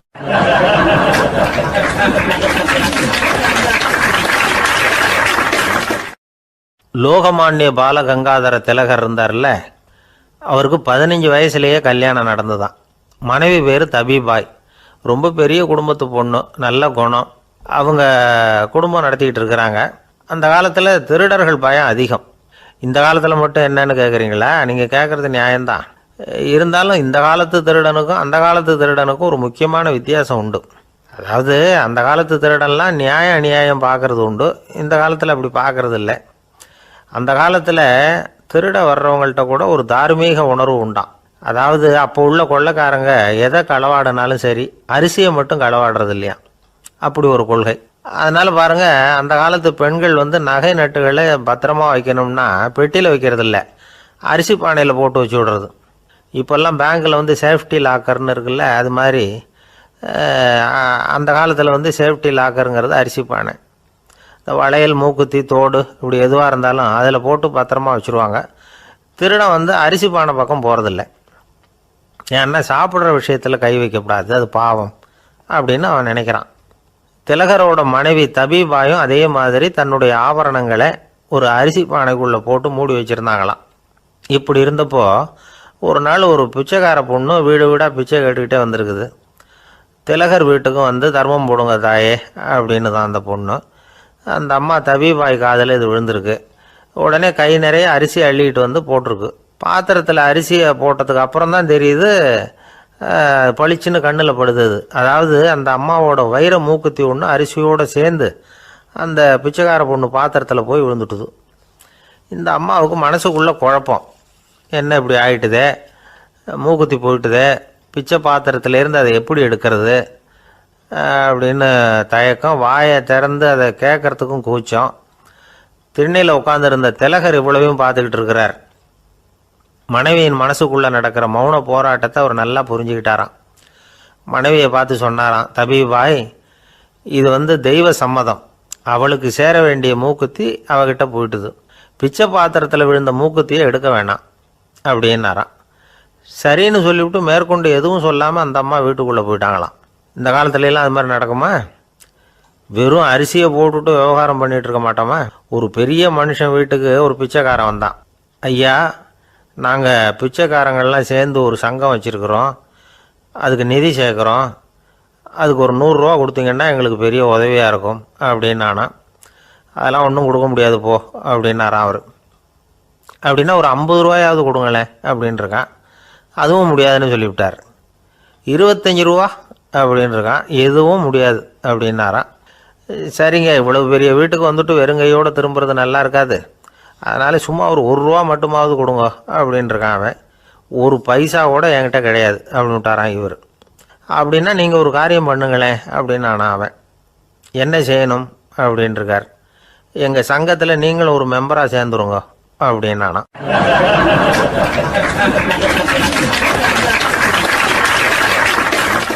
ஒரு ஊரில் ஒரு மன்னன் இருந்தான், கொடுங்கோல் மன்னன். நிறைய தொந்தரவு பண்ணிக்கிட்டு இருந்தான். அவன் ஒரு தடவை என்ன பண்ணான் தெரியுமா? ஒரு தப்பும் பண்ணாத ஒரு இளைஞனை பிடிச்சி ஜெயிலில் அடைச்சுட்டான். அந்த பையனோட சொந்தக்காரங்கள்லாம் ராஜா கிட்ட போனாங்க. அவன் ஒரு தவறும் பண்ணலை, அவனை விடுதலை பண்ணுங்க அப்படின்னு கெஞ்சி கேட்டுக்கிட்டாங்க. மன்னன் வந்து யோசனை பண்ணான். அந்த இளைஞனை கூப்பிட்டுக்கிட்டு வர சொன்னான். அவனை கொண்டாந்து ராஜா முன்னாடி நிறுத்தினாங்க. இதை பாருப்பா, உன்னை நான் விடுதலை பண்ணுவேன், ஆனால் ஒரு கண்டிஷன். அந்த நிபந்தனையை நீ நிறைவேற்றினா உனக்கு விடுதலை அப்படின்னா மன்னன். சரின்னு ஒத்துக்கிட்டான் பையன். மன்னன் வந்து கண்டிஷன் என்னங்கிறத சொன்னான். உங்ககிட்ட ஒரு செம்மறி ஆட்டை கொடுக்க போகிறேன், 1 மாதத்துக்கு அதுக்கு தேவையான தீனியையும் கொடுக்க போகிறேன். 1 மாதம் கழித்து அந்த ஆட்டை வந்து எடை போட்டு பார்ப்பேன். அந்த ஆட்டின் எடை கொஞ்சம் கூட கூடி இருக்கக்கூடாது. எடை கூடி இருந்தால் உனக்கு விடுதலை கிடையாது. என்ன சொல்கிற அப்படின்னா. பையனுக்கு ஒன்றும் புரியல, பயமாக போயிட்டுது. குழம்பிக்கிட்டே நின்றுக்கிட்டு இருக்கிறான். சரி, 1 நாள் டைம் தரேன், நல்லா யோசனை பண்ணி பார்த்துட்டு நாளைக்கு உன் முடிவை சொல்லு அப்படின்னா மன்னன். பையன் கவலையோடு வெளியில் வந்தான். அங்கே ஒரு பெரியவர் நின்றுக்கிட்டு இருந்தார். அவர்கிட்ட விஷயத்தை சொன்னான். அந்த பெரியவர் இந்த பையனுக்கு காதோட காதாக ஒரு வழியை சொல்லி கொடுத்தார். அதை கேட்டதும் பையன் மறுபடியும் மன்னன் முன்னாடி வந்து நின்னா. உங்கள் நிபந்தனையை ஏற்றுக்கிறேன்னு சொன்னான். மன்னன் வந்து ஒரு ஆட்டுக்குட்டியையும் அதுக்கு 1 மாதத்துக்கு தேவைப்படுற தீவனத்தையும் கொடுக்கும்படியாக உத்தரவு போட்டான். கொடுத்தாங்க, ஓடிட்டு போயிட்டான். 1 மாதம் தினமும் தவறாமல் அந்த தீவனத்தை ஆட்டுக்குட்டிக்கு போட்டுக்கிட்டு இருக்கிறான். 1 மாதம் கழித்து அந்த ஆட்டை வந்து அரண்மனைக்கு ஓட்டிகிட்டு போனான். மன்னன் அதை எடை போட்டு பார்க்குறான், எடை கூடவே இல்லை, அப்படியே தான் இருக்குது. உடனே போட்ட நிபந்தனைப்படி அந்த இளைஞனை வந்து விடுதலை பண்ணிவிட்டான். சரி, ஆட்டுக்கு எடை கூடாமல் இருக்கிறதுக்கு அந்த பெரியவர் சொல்லி கொடுத்த யோசனை என்ன அப்படின்னா, அது வேற ஒன்றும் இல்லை. அந்த ஆட்டுக்கு எதிரில் அது கண்ணில் படுற மாதிரி ஒரு ஓநாயை கட்டி போட சொன்னார். அவ்வளவுதான். ஆட்டுக்கு ஓநாய்ங்கிறது பிறவி பகை. ஓநாயை பார்த்தா ஆடு நடுங்க ஆரம்பிச்சிடும், அவ்வளவு பயம். தினமும் அந்த ஆடு பயந்துக்கிட்டே தீனி சாப்பிட்டுது, எடை கூடல. அதுதான் ரகசியம். இது வந்து சின்ன பிள்ளைங்களுக்கான ஒரு கதை. இதிலேருந்து தெரிஞ்சிக்க வேண்டிய உண்மை என்னென்னா, நாமெல்லாம் சாப்பிட்றப்ப மனசும் உடம்பும் அமைதியாக இருக்கணும். அப்போ தான் அது உடம்புல ஒட்டும். அவசரத்துலேயும் பயத்துலையும் சாப்பிட்டா அது சரியாக ஜீரணமாகாது. இன்னொரு ராஜா இருந்தார். அவரும் ஒரு இளைஞனை ஜெயிலில் அடைச்சி விட்டார். விடுதலை பண்ணணும்னா ஒரு கண்டிஷன்னார். என்னன்னு கேட்டான். ஒரு ஆட்டுக்குட்டியை அவன் முன்னாடி கொண்டாந்து நிறுத்துவேன், நீ அதுக்கிட்ட ஒரு கேள்வி கேட்கணும், அதுக்கு சரியான பதிலை சொல்லணும், அப்படி செஞ்சுட்டா உனக்கு விடுதலைன்னார். இளைஞன் யோசனை பண்ணி பார்த்தான், சரின்னு ஒத்துக்கிட்டான். அது பிரகாரமே ஆட்டுக்குட்டியை பதில் சொல்ல வச்சுட்டான். என்ன நடந்தது தெரியுமா? ஆட்டுக்குட்டியை கொண்டாந்து நிறுத்தினாங்க. இவன் மெதுவாக அதுக்கிட்ட போனான். அது காதுகிட்ட போய் ஏப்ரலுக்கு அடுத்த மாதம் என்ன மாதம்னு கேட்டான். அது உடனே மேன்னு கத்திச்சு. இவன் விடுதலை ஆயிட்டான்.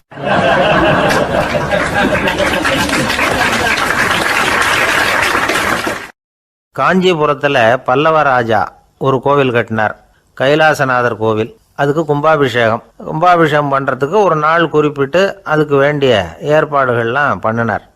முதல் காரியமாக கடவுளை வேண்டிக்கிட்டார், நீங்கள் இந்த கும்பாபிஷேகத்துக்கு நேரில் வந்து கலந்துக்கணும்னார். கடவுள் அந்த ராஜா கனவுல வந்தார். நீ கும்பாபிஷேகம் வச்சிருக்கிற அதே நாளில் அதே நேரத்தில் எனக்கு இன்னொரு ஊரில் ஒரு கும்பாபிஷேகம் இருக்குது, அதுக்கு போக வேண்டியிருக்கு. அதாவது திருநின்ற ஊரில் என்னுடைய பக்தர் ஒருத்தர், அவரும் ஒரு கோயில் கட்டி கும்பாபிஷேகம் செய்கிறார், நான் அதுக்கு போக வேண்டியிருக்கு, அதனால் உன்னுடைய தேதியை நீ மாற்றி வச்சுக்கோ அப்படின்னார். கடவுள் தான் எங்கேயும் இருக்கிறவராச்சே, அவர் நினச்சா 2 இடத்துலையும் இருந்து கோயில் கும்பாபிஷேகத்தை நடத்த முடியாதா? ஏன் அப்படி செய்யலை? அது ஒரு முக்கியமான காரணத்துக்காகத்தான். திருநின்ற ஊரில் இருந்த பூசலாருங்கிற அந்த அடியாரின் பெருமையை இந்த உலகத்துக்கு எடுத்து காட்டணுங்கிறதுக்காகத்தான் கடவுள் அந்த ராஜா கிட்ட அப்படி சொன்னார். சரி, அந்த அடியார் அப்படி என்னதான் பெருசாக கோயில் கட்டி விட்டார்? ராஜா கட்டின கோயிலை விட பெருசா? அவர் கட்டினது கருங்கல்லாலேயோ மண்ணாலேயோ மரத்தாலேயோ இல்லை. அவர் கட்டின கோயில் வேறு மாதிரி. அது மனசால கட்டின கோயில், மனசுக்குள்ளே இருக்கிற கோவில், மனக்கோவில். அந்த அடியார் தன்னோட மனசுக்குள்ளே மாதக்கணக்காக ஒவ்வொரு கல்லாக சேர்த்து கட்டின கோவில். இந்த விஷயம் ராஜாவுக்கு தெரியாது. அவர் என்ன நினச்சுட்டாரு, அது நாம் கட்டின கற்கோயிலை விட ரொம்ப பெருசாக இருக்கும் போல இருக்கு அப்படின்னு நினச்சுட்டார். சரி, அப்பேற்பட்ட அந்த கோயிலை தரிசனம் பண்ணிவிட்டு வருவோம் அப்படின்னு நினச்சி ராஜா திருநின்ற ஊருக்கு போகிறார்.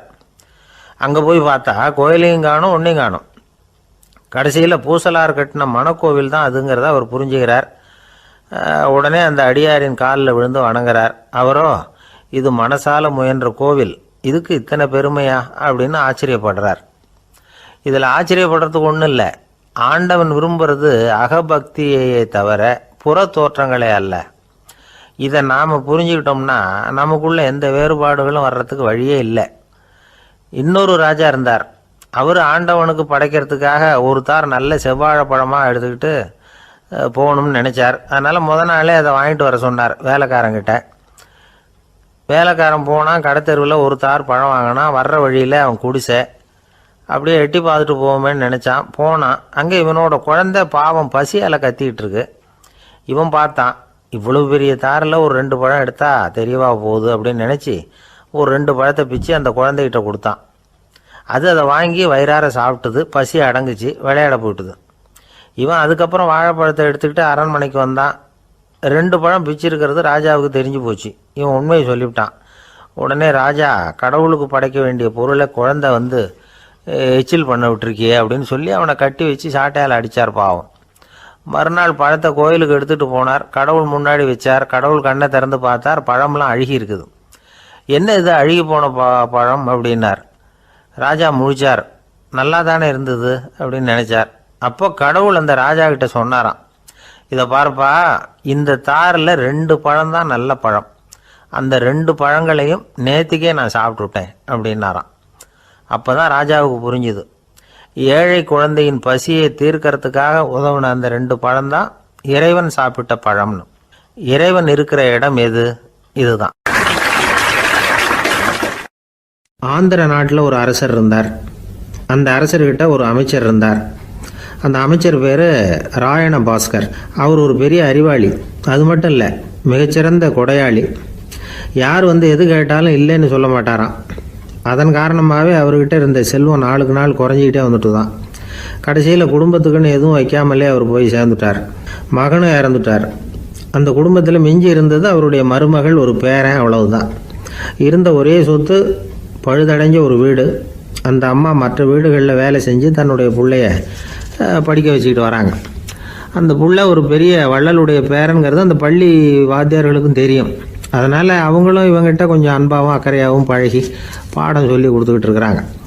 ஒரு நாள் ஒரு புகழ்பெற்ற கவிஞர் ஒருத்தர் அந்த பள்ளிக்கூடத்துக்கு வந்திருக்கிறார். ஆசிரியர்கள்கிட்ட பேசிக்கிட்டு இருந்தப்போ ஒரு செய்தியை சொன்னாராம்.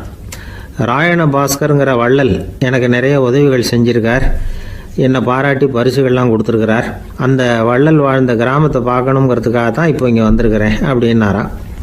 ஆசிரியர் உடனே இந்த பையனை கூப்பிட்டு, இதை பாருங்கள், இவன் யார் தெரியுமா, நீங்கள் குறிப்பிடுகிற அந்த வள்ளலின் பேரன் அப்படின்னு அறிமுகப்படுத்தினாராம்.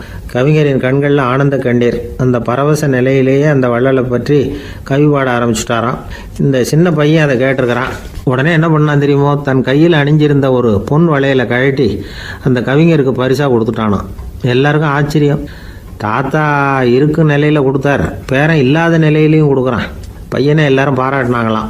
இருந்தாலும் அவனுக்குள்ள ஒரு பயம் எதுவும் ஆரம்பமாச்சு. பள்ளிக்கூடம் விட்டு வீட்டுக்கு வரும்பொழுது அந்த பயம் இன்னும் அதிகமாயிட்டுது. அம்மா என்ன சொல்லுவாங்களோ தெரியலையே, ஏதோ திடீர்னு தோணிச்சு வளையல கட்டி கொடுக்கணும்னு கொடுத்துட்டோம். குடும்பம் இருக்கிற நிலையில் இப்படி நான் செஞ்சது தப்பா, வீட்டு செலவுக்கே அம்மா எவ்வளவு கஷ்டப்படுறாங்க, வீட்டுக்கு போனதும் என்ன நடக்குமோ தெரியலையே அப்படின்னு நினச்சி பயந்துக்கிட்டே அவன் வீட்டுக்குள்ளே அடி எடுத்து வைக்கிறான். அம்மா கூப்பிட்டு சாப்பாடு போட்டாங்க. அவங்க கண்ணில் படக்கூடாதுங்கிறதுக்காக ஒரு கையை பின்னாடி மறைச்சிக்கிட்டே இருந்தான். அம்மா இதை கவனிச்சிட்டாங்க. ஏய், உன் கையை ஏன் அப்படி வச்சிருக்கிற, உன் கைக்கு என்னாச்சு, ஏதாவது அடிபட்டு போச்சா அப்படின்னு கேட்டுக்கிட்டே கையை எடுத்து பார்க்குறாங்க. வளையல காணலை. வளையல் எங்கே அப்படின்னு கேட்குறாங்க. இவன் தயங்கிக்கிட்டே நடந்ததை சொல்கிறான். அதை கேட்டதும் அந்த அம்மாவோட முகம் கோபத்தால் சவுந்து போச்சான். முட்டாளே, என்ன காரியம் பண்ண அப்படின்னு கன்னத்தில் அரைஞ்சிட்டாங்களாம்.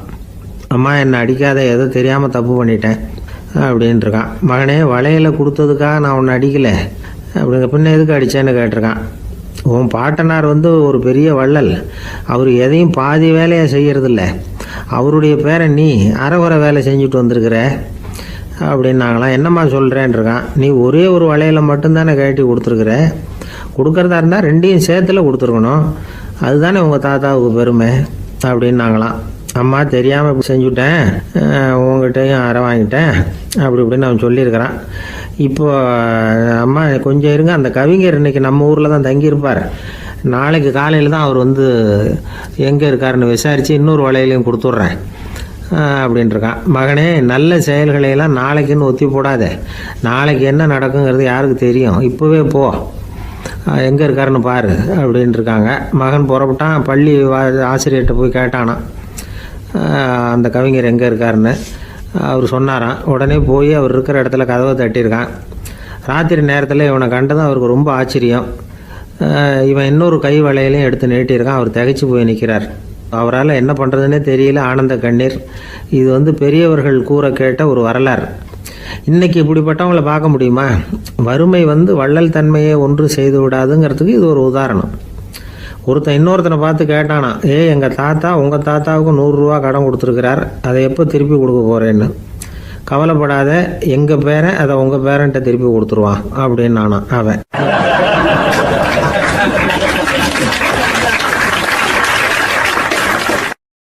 ஒரு ஊரில் ஒரு மன்னர் இருந்தார். புத்தி கூர்மை உள்ள ஒரு மன்னர்.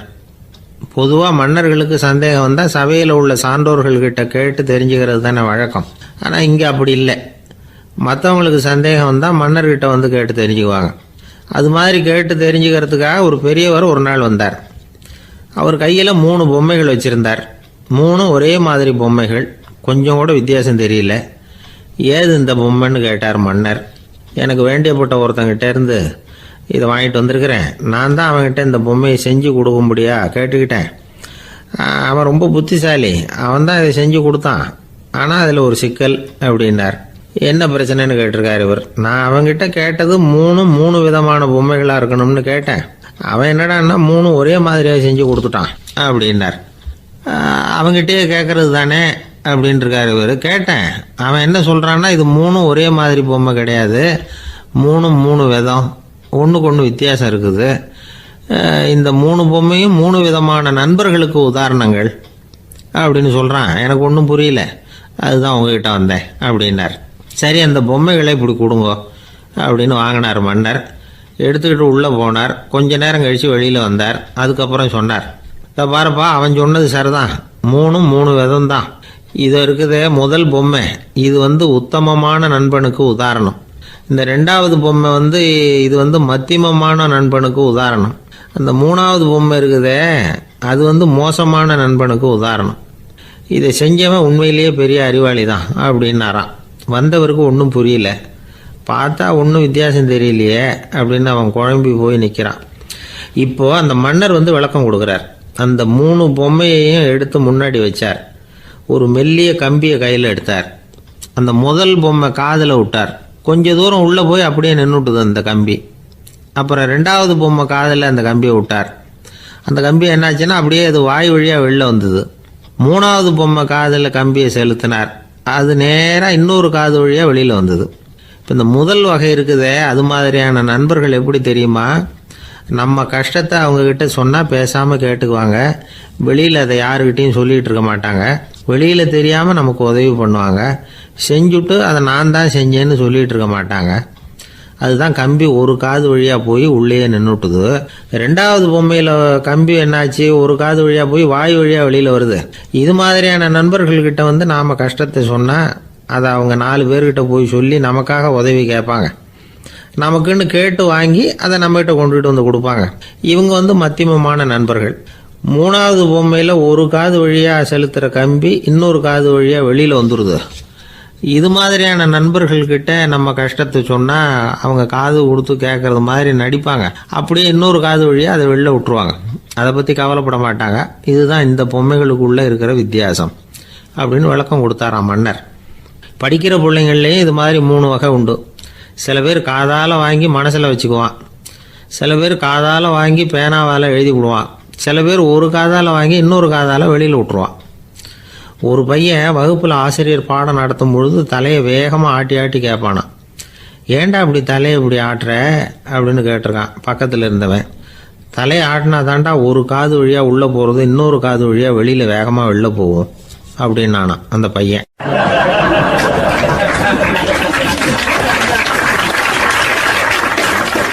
எனக்கு வாழ்க்கையே வெறுத்து போச்சு சார் அப்படின்னு சொல்லிட்டு ஒருத்தர் வந்தார். கொஞ்ச நேரம் பேசினதுக்கப்புறம் அவர் அப்படி சொல்லியிருந்தா அதில் ஒரு அர்த்தம் இருந்திருக்கும். வர்றதுக்கு முன்னாடியே வாழ்க்கை வெறுத்து போச்சுன்னு சொல்லிட்டு வர்றார். என்ன சார் விஷயம்னு விசாரித்தோம். எங்கள் வீட்டில் தினம் 3 வேளையும் ஒரே மாதிரி சாப்பாடு சார், வித்தியாசமே கிடையாது. இப்படியே 3 மாதமாக சாப்பிட்டுக்கிட்டு இருக்கிறேன். அதை விட பட்டினி கிடந்து செத்துடலாம்னு தோணுது அப்படின்னார். ஒரு பெரியவர் சொன்ன தத்துவத்தை சொல்கிறதுக்கு ஆள் கிடைக்காம தவிச்சுக்கிட்டு இருந்தோம். இப்போ ஒருத்தர் கிடைச்சிட்டார். விட்டுலாமா? உடனே அவரை உட்கார வச்சு சொல்ல ஆரம்பிச்சிட்டோம். அதாவது நாம் அனுபவிக்கிற உணர்வுகளில் களிப்பு, மகிழ்வு, ஆனந்தம் இது 3க்கும் ஒன்றுக்கு ஒன்று வித்தியாசம் உண்டு. மேம்போக்காக பார்க்குறதுக்கு இது 3 ஒன்று மாதிரி தோணும். ஆனால் அது அப்படி இல்லை. களிப்புங்கிறது உடம்பை பொறுத்தது, மகிழ்வுங்கிறது மனசை பொறுத்தது, ஆனந்தம்ங்கிறது ஆன்மாவை பொறுத்தது. இப்படி இந்த 3 வகையான அந்த சுவைப்புகளின் தன்மையும் வேற வேற. இப்போ முதல்ல களிப்புங்கிறத எடுத்துக்குவோம். நம்ம புலன்களுக்கு களிப்பை தரக்கூடிய பொருள்களுக்கு சில விசேஷ குணம் உண்டு. அது எப்படின்னா, சீக்கிரமே சலிப்பை உண்டு பண்ணும். ஒருத்தர் அந்த பொருளை எடுத்துக்கிட்டா அது இன்னொருத்தருக்கு குறைஞ்சிரும். உணவு, உடை இதெல்லாம் களிப்பை தரக்கூடிய பொருள்கள். இப்போ உதாரணத்துக்கு ஒரு சாப்பாட்டு மேசையில் ஒரு பாத்திரத்தில் 10 இட்லி இருக்குது. அதில் ஒரு 2 இட்லியை நம்ம தட்டில் எடுத்து வச்சு சாப்பிட்றோம். நாம் சாப்பிட்ட அந்த இட்லி நிச்சயமாக எதிரில் உட்காந்துருக்கிறவருக்கு இல்லை, அவருக்கு உபயோகப்படாது. நாம் சாப்பிட்ட அதே இட்லியை அவரும் சாப்பிட முடியாது, அவர் வேற தான் எடுத்து வச்சுக்கணும். அது மாதிரி நாம் ஒரு சட்டையை எடுத்து போட்டுக்கிறோம். அதே சட்டையை அதே நேரத்தில் இன்னொருத்தர் போட்டுக்க முடியாது. புலன்களுக்கு களிப்பை தரக்கூடிய இது மாதிரி பொருள்கள்லாம் முதல் தடவை நமக்கு கொடுக்குற களிப்பை 2வது தடவையும் கொடுக்காது. 3வது தடவை இன்னும் குறையும். கடைசியில் வெறுப்பாக மாறிடும். ஒவ்வொன்றா இட்லியை தொடர்ந்து சாப்பிட்றோம்னு வச்சுக்கோங்க, முதல் இட்லி தரக்கூடிய சுவையை 30வது இட்லி தராது. முதல் தடவை புது சட்டையை போட்டுக்கிறப்போ நமக்கு இருக்கிற களிப்பு அதே சட்டையை 100வது தடவையாக போட்டுக்கிறோம்னு வைங்க, அப்போ இருக்குமா? இருக்காது. இதுதான் களிப்பு. அதாவது சீக்கிரமே சலிப்பை தரக்கூடியது. ஒருத்தர் எடுத்துக்கிட்டால் இன்னொருத்தருக்கு குறைஞ்சி போகக்கூடியது. ஆனால் மகிழ்ச்சிங்கிறது அப்படி இல்லை. ஒருத்தர் அனுபவிக்கிறதுனால இன்னொருத்தருக்கு குறைஞ்சி போகாது. இப்போ காலையில் சூரியன் உதயம் ஆகிறத பார்த்து சந்தோஷப்படுறோம், அதையே இன்னொருத்தரும் பார்த்து சந்தோஷப்படலாம். ஒரு நல்ல சங்கீதத்தை கேட்குறோம், ஒரு அழகான ஓவியத்தை ரசிக்கிறோம், நீங்கள் ரசிக்கிற அதே நேரத்தில் இன்னொருத்தரும் அதை ரசிக்கலாம். அதனால் அது குறைஞ்சி போகிறதில்ல. இது மகிழ்வு. ஆனால் ஒன்று, ஒரே பாடலை திரும்ப திரும்ப கேட்டுக்கிட்டு இருந்தால் கடைசியில் அலுப்பு தட்டும். அதாவது மகிழ்வுங்கிறது எப்படின்னா, மற்றவங்களோட பகிர்ந்து கொள்றதுனால குறையாது. ஆனால் ஒரே பொருள் மீண்டும் மீண்டும் அனுபவிப்ப தர்றப்போ முதல்ல மகிழ்வு அதிகரித்து அதுக்கப்புறம் அது மங்கி மறைஞ்சு போயிடும். இதுதான் அந்த மகிழ்வுங்கிறதுக்கு இலக்கணம். சரி, இப்போ மூணாவதாக சுகம் தரக்கூடிய ஆனந்தம்ங்கிறது எப்படின்னா, இது நமக்கு உள்ளே இருந்து சுரக்கிறது.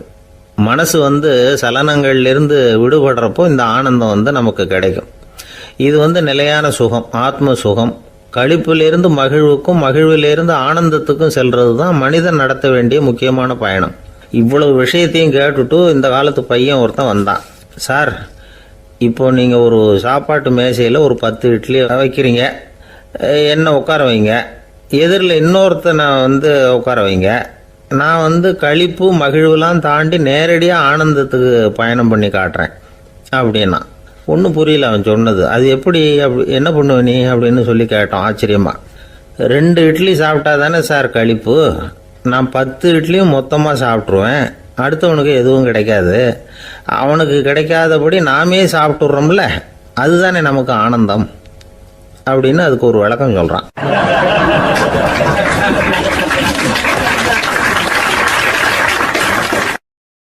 இந்த உலகத்தில் மனுஷன் எவ்வளவோ தவறுகள் செய்கிறான். அதுக்கெல்லாம் என்ன காரணம்? அதை பற்றின ஆராய்ச்சி தான் இன்றைக்கி. இதுக்கு ஆராய்ச்சி என்னத்துக்கு, அது தெரிஞ்ச விஷயம் தானே அப்படின்னு நீங்கள் நினைக்கலாம். ஆனால் அப்படி அலட்சியமாக இந்த விஷயத்தை விட்டுறக்கூடாது. பொதுவாக எல்லோரும் நினைக்கலாம், எது சரி எது தவறு அப்படின்னு தெரியாததுனால தான் மனுஷன் தப்பு பண்ணுறான் அப்படின்னு. ஆனால் அப்படி சொல்லிட முடியாது. மனுஷன் தெரிஞ்சே தான் தவறுகள் பண்ணுறான். இப்போ உதாரணத்துக்கு, ஒரு சாலையில் இடது பக்கம் போக வேண்டிய ஒருத்தர் நடுக்கோட்டை தாண்டி வலது பக்கமாக வண்டியை ஓட்டிகிட்டு போகிறாருன்னு வச்சுங்க. என்னப்பா இது தப்பு இல்லையா அப்படின்னு அவர்கிட்ட கேட்டால், அதெல்லாம் எனக்கு தெரியும், நீ உன் வேலையை பார்த்துட்டு போ அப்படிம்பார். வலது பக்கமாக போகிறது தப்புன்னு தெரிஞ்சே தான் அவர் அப்படி செய்கிறார், அப்படி போகிறார். பெரிய உத்தியோகத்தில் இருக்கிறவங்க கூட லஞ்சம் வாங்குறாங்க. அவங்களுக்கெல்லாம் லஞ்சம் வாங்குறது தப்புன்னு தெரியலன்னு அர்த்தம். திருடுறது தப்புன்னு தெரியாமலாம் மனுஷன் திருடுறான், நல்லாவே தெரியும். நீங்கள் வேணும்னா கேட்டு பாருங்கள், வேறு வழி இல்லை அதனால தான் திருடுறேன்பா. திருடுறது ஒரு புண்ணியமான காரியம்னு திருடனே கூட சொல்ல மாட்டான். திருடுறது தவறுங்கிறது திருடனுக்கு தெரியும் அப்படிங்கிறத விளக்கிறதுக்காக ஒரு பெரியவர் ஒரு கதை சொன்னார். அதாவது 2 திருடர்கள் 2 பேரும் சேர்ந்து ஒரு வீட்டுக்கு போய் ஒரு 10,000 ரூபாயை திருடிட்டு வந்துடுறாங்க. ஒரு காட்டு வழியாக வந்துக்கிட்டு இருக்கிறாங்க. இன்னும் விடியல. 2 பேருக்கும் தூக்கம் கண்ணை சுற்றுது. சரி, இப்படியே ஒரு மரத்தடியில் படுத்து தூங்குவோம், காலையில் விடிஞ்சதும் இந்த பணத்தை 2 பேரும் பங்கு போட்டுக்குவோம் அப்படின்னு முடிவு பண்ணுறாங்க. அதே மாதிரி படுத்து தூங்குறாங்க. நடு ராத்திரியில் ஒரு திருடன் முழிச்சிக்கிறான். விடிகிற வரைக்கும் காத்துக்கிட்டு இருந்தால் 5,000 ரூபா தான் கிடைக்கும், இப்போவே கம்பி நீட்டினா 10,000 ரூபா கிடைக்கும் அப்படின்னு யோசித்து பார்த்துட்டு ஒரு முடிவுக்கு வந்தான். மெதுவாக அந்த 10,000த்தையும் சுருட்டிக்கிட்டு அடுத்தவனுக்கு தெரியாமல் ஓடி போயிட்டான். விடியுது. அடுத்தவன் எழுந்திரிச்சு பார்க்குறான்.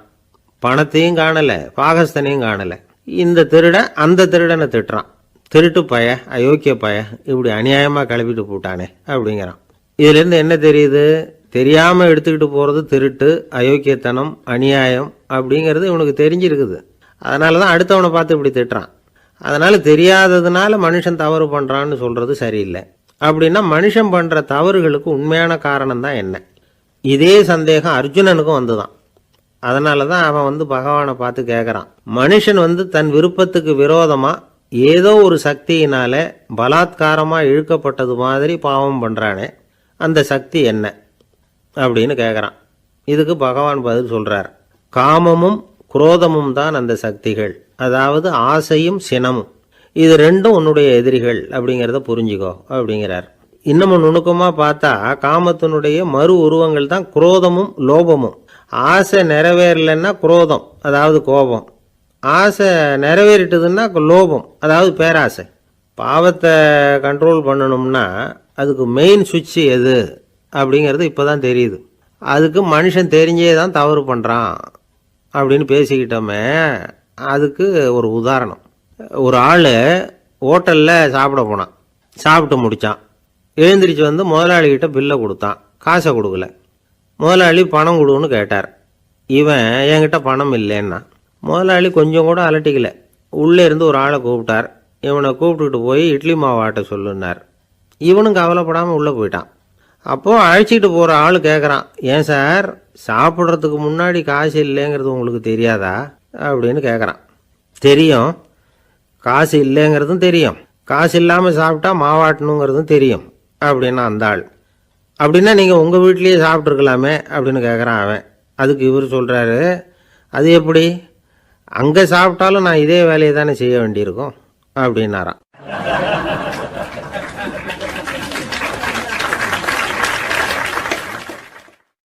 துஷ்டரை கண்டால் தூர விலகு, இப்படி ஒரு பழமொழி உண்டு. எதுக்காக இப்படி சொல்லி வச்சாங்க? துஷ்டன் ஏதாவது தொந்தரவு கொடுப்பான், அதனால் அவனை கண்டா பயந்துக்கிட்டு ஓடி ஒளிஞ்சிக்கோ அப்படின்னா இதுக்கு அர்த்தம் அப்படி இல்லை.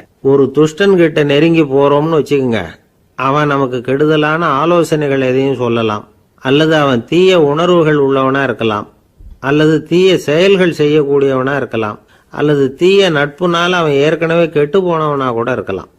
இப்படிப்பட்டவனை நெருங்கி போனா அவனோட பாதிப்பு நமக்கும் வந்துடும். அதனால விலகி போ அப்படின்னு சொல்றாங்க.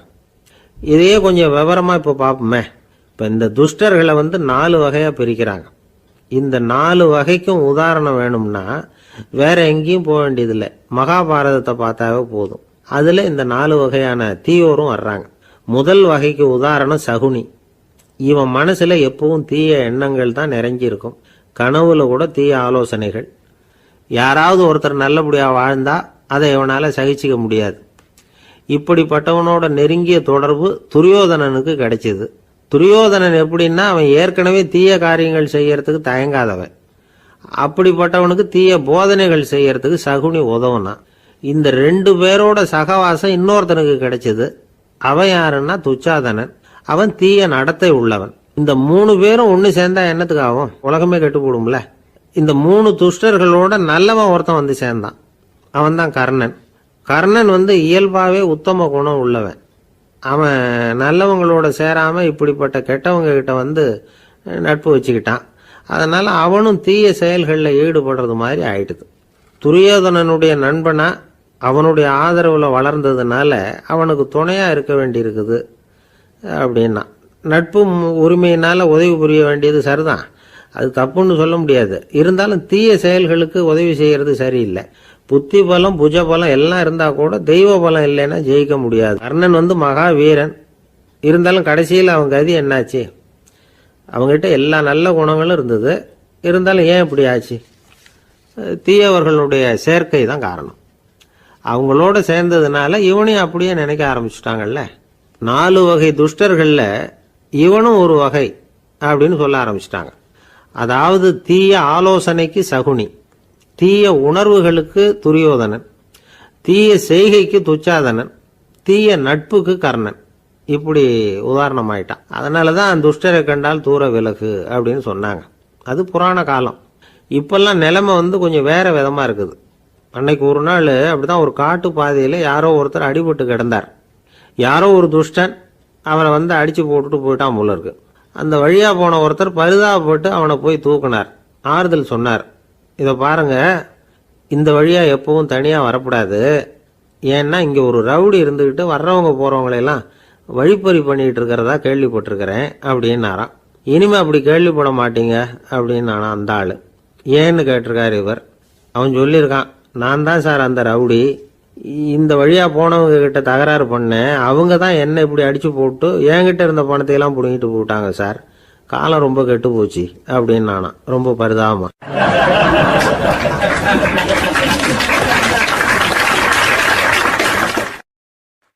ஒரு ஊர்ல ஒரு பெரிய செல்வந்தர் இருந்தார். பணத்துக்கு பஞ்சம் இல்லை. அதனால இந்த உலகத்துல முடியாத காரியம் எதுவும் இல்லைன்னு நினைச்சார். பணம் இருந்தாலே அந்த நினைப்பு தானா வந்துடும். அதனால இவரும் அப்படி நினைச்சதுல ஒன்றும் தப்பு இல்லை. அந்த ஊருக்கு குருநானக் ஒரு தடவை வந்தார். அவருக்கு இந்த செல்வந்தர் ரொம்ப பிரமாதமாக ஒரு வரவேற்பு கொடுத்தார். ஊர் எல்லையிலேயே எங்கள் வீட்டுக்கு வந்து விருந்து சாப்பிட்டுட்டு போகணும்னு கேட்டுக்கிட்டார்.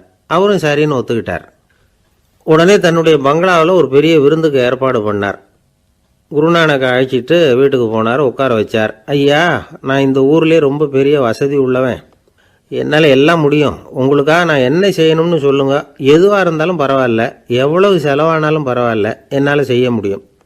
என்ன செய்யணும்னு சொல்லுங்கள், அது போதும், நான் செய்கிறேன் அப்படின்னு நான் ரொம்ப பணிவா.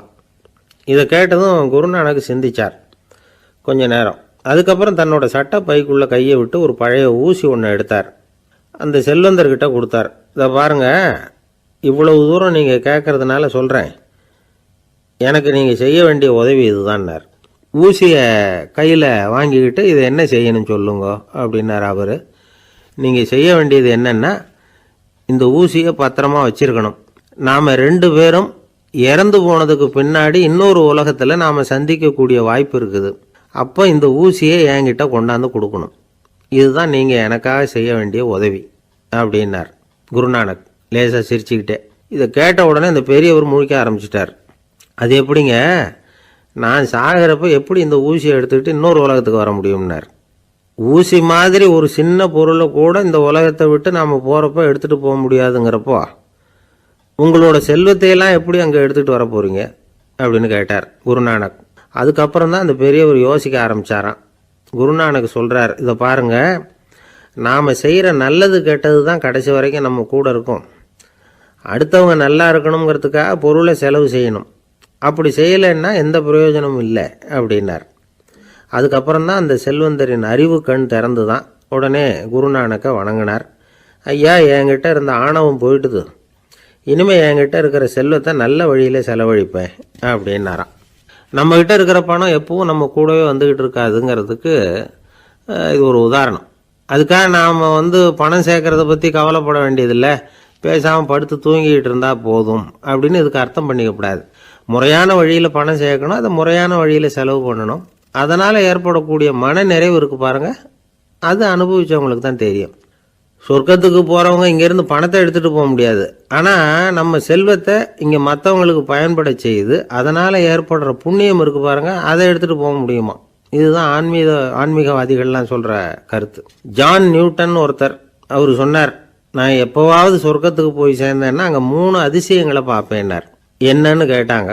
நான் யார் யார் இருக்க மாட்டாங்கன்னு நினச்சிக்கிட்டு இருந்தேனோ அவங்களில் சில பேர் அங்கே இருப்பாங்க, அது ஒரு பெரிய அதிசயம்னார். சரி, அடுத்தது என்ன? 2வது அதிசயம் என்னன்னா, அங்கே இருப்பாங்கன்னு நான் எதிர்பார்த்த சில பேர் அங்கே இருக்க மாட்டாங்க அப்படின்னார். சரி, 3வது பெரிய ஆச்சரியம் என்ன அப்படின்னா, நான் அங்கே இருக்க பாருங்க, அதுதான் அந்த 3வது அதிசயம் அப்படின்னாராம்.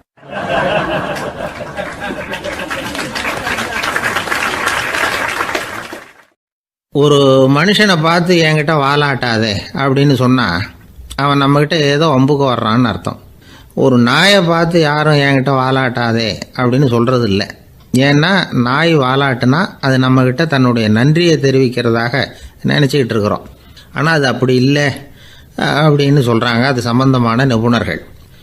ஒரு நாய் தன்னுடைய வாலை இந்த பக்கமும் அந்த பக்கமுமா இப்படியும் அப்படியும் ஆட்டிக்கிட்டு இருந்தா அது பதட்டத்தில் கூட இருக்கலாம். நாய் நட்பாக இருந்தாலும் வாலாட்டும், ஆத்திரத்தில் இருந்தாலும் வாலாட்டும், கோபத்தில் இருந்தாலும் வாலாட்டும், குழப்பத்தில் இருந்தாலும் வாலாட்டும், மகிழ்ச்சியாக இருந்தால் கூட அது வாலாட்டும். அதை நாம் தப்பாக புரிஞ்சுக்கிட்டு அதுக்கிட்ட போய் மாட்டிக்கக்கூடாது. நாயை பற்றி எனக்கு நல்லா தெரியும் அப்படின்னு சொல்கிறவங்க கூட அதுக்கிட்ட கடி வாங்கிட்டு நிற்கிறது உண்டு. நிபுணர்கள் என்ன சொல்கிறாங்க தெரியுமா?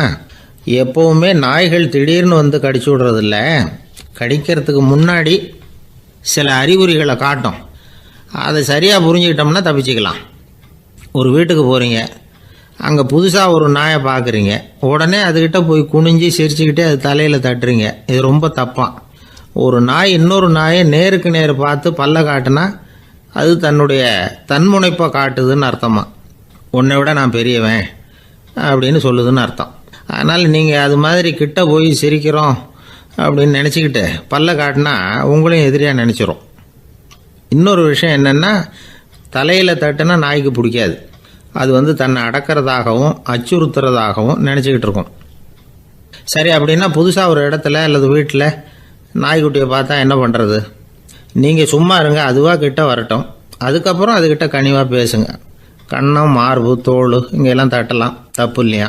தலையில் தான் தட்டப்படாதான். ஒரு நாய் வந்து உங்களை நோக்கி ஓடி வருது, நீங்களும் ஓடுனா அது துரத்த ஆரம்பிச்சிடும். அசையாமல் சில மாதிரி நின்றுடுங்க, அது கிட்ட வராது. அதுக்கு ஆர்வம் இல்லாமல் போயிடும். ஒரு தெருவில் சின்ன பிள்ளைங்க நிறைய பேர் விளையாடிக்கிட்டு இருக்கிறாங்க. அப்போ சில நாய்கள் அங்கே ஓடி வருது. எல்லாரும் ஓடினாங்க. அப்படி ஓடுறப்போ ஒரு பையன் கால் தடிக்க கீழே விழுந்துட்டான். என்னாச்சு தெரியுமா? துரத்திக்கிட்டு வந்த நாய்கள்லாம் கீழே விழுந்தவனை ஒன்றும் செய்யலை, அவன்கிட்டே போகல. ஓடிக்கிட்டு இருந்தாங்கல்ல பசங்க, அவங்கள துரத்திக்கிட்டு அவங்க பின்னாடி ஓடிச்சான். அதுதான் நாய்களுடைய சுபாவம். ஒரு நாய் நம்மளை நேருக்கு நேர் முறைச்சி பார்க்குதுன்னு வச்சுங்க, நாமளும் அதை முறைச்சி பார்க்கக்கூடாது. நாம் வேறு பக்கம் எங்கேயாவது பார்க்க ஆரம்பிச்சிடணும். ஒரு நாய் வந்து கோபமாக இருந்ததுன்னா அதோட வால் வந்து உறுதியாக நேராக நிற்கும். ஒரு நாய் பணிந்து போனால் அல்லது பயந்து போனால் அது தன்னோட வாலை காலுக்கு நடுவில் வச்சுக்கும். ஒரு நாய் நம்மளை பார்த்து பயந்து நிற்கிதுன்னு வச்சுங்க, அதனால் நமக்கு ஆபத்து இல்லைன்னு நினச்சிடக்கூடாது.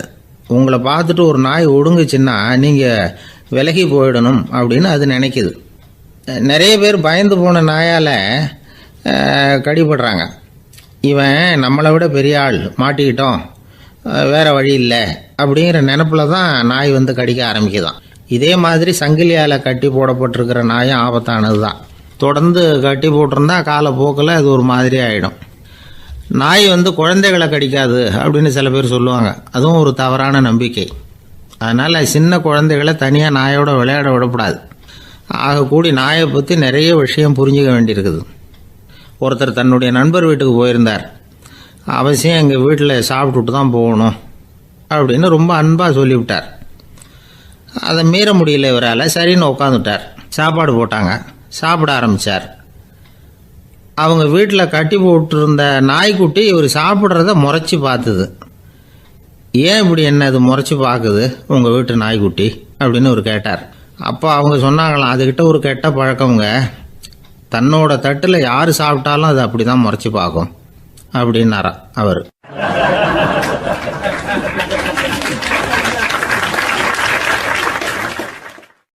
இன்பம் துன்பம் இது ரெண்டும் சேர்ந்தது தான் வாழ்க்கை. இது எல்லாரும் சொல்லிகிட்டு இருக்கிற ஒரு உண்மை. அது சரி, இது ரெண்டும் வர்றதுக்கு என்ன காரணம்? துறவி ஒருத்தர் யோசித்து பார்த்துருக்கார். இன்ப துன்பம் தோன்றுவதற்கு முக்கியமாக 6 காரணங்கள் உண்டு அப்படிங்கிறார் அவர். அது என்னங்கிறத நாமளும் தெரிஞ்சு வச்சுக்குவோமே. இப்போ முதல் காரணம் சுயநலம். ஒரு தாயார் வந்து தன்னுடைய சுயநலம் கருதி தன்னுடைய மகன் இன்பமாக இருக்கணும்னு ஆசைப்படுறாங்க. மகனும் அப்படியே ஆசைப்படுறான். அதனால் தாயாரின் இன்ப துன்பங்களை பார்த்துட்டு மகனும் இன்ப துன்பம் அடையிறான். அந்த அம்மாவுக்கும் அதே நிலைமை தான். ரெண்டாவது காரணம் உறவு. நான் துறவியான பிறகு கூட உறவுங்கிற காரணத்தினால தான் தாயாருடைய சுக துக்கங்களை கண்டு நானும் சுக துக்கம் அடைகிறேன். என் தாயாருடைய நிலைமையும் இதுதான் அப்படிங்கிறார் ஒரு துறவி. மூணாவது காரணம் என்னென்னா அறிமுகம். எனக்கு அறிமுகமான ஒருத்தரை ரயில் நிலையத்தில் சந்திக்கிறேன். அவர் தன்னுடைய பணப்பையை எங்கேயோ தொலைச்சி விட்டு வருத்தப்பட்டுக்கிட்டு இருக்கிறார். நானும் வருத்தப்படுறேன். அந்த சமயத்தில் யாரோ ஒருத்தர் இதுதானே அவங்க பணப்பை அப்படின்னு சொல்லி கொண்டாந்து நீட்டுறார். பணப்பையை தொலைச்சவர் சந்தோஷப்படுறார், நானும் சந்தோஷப்படுறேன். இது அந்த துறவி சொல்கிற அனுபவம். நாலாவது காரணம் என்னென்னா கருணை. எனக்கு முன்னே பின்னே தெரியாத ஒருத்தனை யாரோ ஒருத்தன் அடித்து காயப்படுத்தி போடுறான். கருணை காரணமாக நான் அதுக்காக துக்கப்படுறேன். அஞ்சாவது காரணம் எதையும் நம்புறது. ஒரு பசுமாட்டை ஒரு முரணை அடிச்சுக்கிட்டு இருக்கிறான் அப்படின்னு ஒருத்தர் வந்து நம்மகிட்ட சொல்கிறாருன்னு வைங்க, உடனே நான் துக்கப்படுறேன். இன்னொருத்தர் வந்து அந்த முரணனை போலீஸ்காரங்க பிடிச்சிட்டு போயிட்டாங்கன்னு சொல்லி சொல்கிறாரு, நான் உடனே சந்தோஷப்படுறேன். மூணாவதாக ஒருத்தர் வந்து முதல் 2 பேரும் சொன்னது பொய்யுங்கிறார். அப்போ நான் இன்ப துன்பம் ரெண்டுமே இல்லாமல் நிம்மதியாக இருக்கிறேன். இது ஒரு விதம். அடுத்தது 6வது காரணம் என்னென்னா தன்மயமாகுதல். ஒரு நாவல் படிச்சுக்கிட்டு இருக்கிறோம், அதில் வர்ற பாத்திரங்களோட நாம் ஒன்றி போயிடுறோம். அதில் வர்ற பாத்திரங்கள் சிரிச்சுதுன்னா நாமளும் சிரிக்கிறோம், அது அழுதுன்னா நாமளும் அழறோம். அதெல்லாம் வந்து அந்த துறவி சொல்கிற அனுபவ உண்மைகள். இன்ப துன்பம் இது ரெண்டும் தோன்றுவதற்கு சுயநலம், உறவு, அறிமுகம், கருணை, எதையும் நம்புறது, தன்மயமாகிறது, இது எல்லாம் தான் முக்கிய காரணம் அப்படின்னு அவர் சொல்கிறார். ஆகக்கூடி ஒட்டு மொத்தமாக யோசனை பண்ணி பார்த்தா பிற பொருள்கள் மீது பற்றுதல் காரணமாக தான் நாம் இன்ப துன்பம் அடையிறோம் அப்படிங்கிறத புரிஞ்சிக்க முடியுது. மனுஷன் இன்ப துன்பம் அடையிறதுக்கு 7வது காரணம் கூட ஒன்று உண்டு அப்படின்னு சொல்லிகிட்டே வந்தார் ஒருத்தர். அது என்ன அப்படின்னு கேட்டோம். அதுதான் சார் இந்த நீங்கள் சொல்லிட்டு வர்ற இன்று ஒரு தகவல்னார். எப்படி சொல்கிறீங்கன்னு கேட்டோம். இன்று ஒரு தகவல் கேட்க ஆரம்பிக்கிறப்போ மனசில் இன்பம், ஆரம்பித்த உடனே இது ஏற்கனவே கேட்ட சமாச்சாரமாச்சே அப்படின்னு நினைக்கிறப்போ துன்பம் அப்படின்னு அதுக்கு ஒரு விளக்கம் கொடுத்தார் அவர்.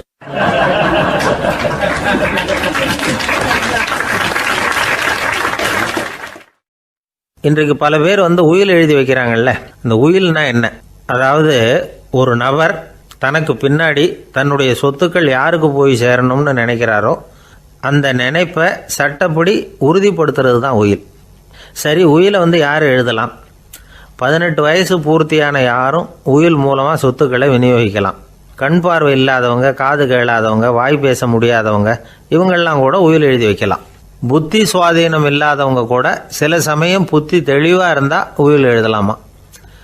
குடிபோதையில் இருக்கிறவங்க, தாங்கள் என்ன செய்கிறோங்கிறது தெளிவாக அறிய முடியாதவங்க, நோய் நொடியில் இருக்கிறவங்க, இவங்கெல்லாம் உயில் எழுத முடியாது. ஒருத்தரை நிர்பந்தப்படுத்தி ஏமாற்றி அல்லது சுய நினைவில்லாத ஒருத்தர்கிட்ட எழுதி வாங்கி வைக்கிற உயில் செல்லாது. உயிலை இந்த முறையில் தான், இந்த படிவத்தில் தான் எழுதணும்னு சட்டத்தில் விதி எதுவும் கிடையாது. இதுக்கு முத்திரை கட்டணமும் கிடையாது. உயிலை வெற்று காகிதத்தில் எழுதலாம். அச்சடிக்கணும், டைப் அடிக்கணுங்கிற அவசியம் கூட இல்லை. கையாலேயே கூட எழுதலாம். எழுதி இருக்கிறது புரியணும், அவ்வளவுதான். குறைந்தபட்சம் 2 சாட்சிகளை வச்சுக்கிட்டு உயில் எழுதுகிறவர் அதில் கையெழுத்து போடணும். கையெழுத்து போட தெரியாதுன்னா இடது கை பெருவிரல் ரேகை வைக்கலாம். உயில் சாசனத்துக்கு சாட்சிகள் கையெழுத்து இல்லைன்னாலும் அது செல்லாது.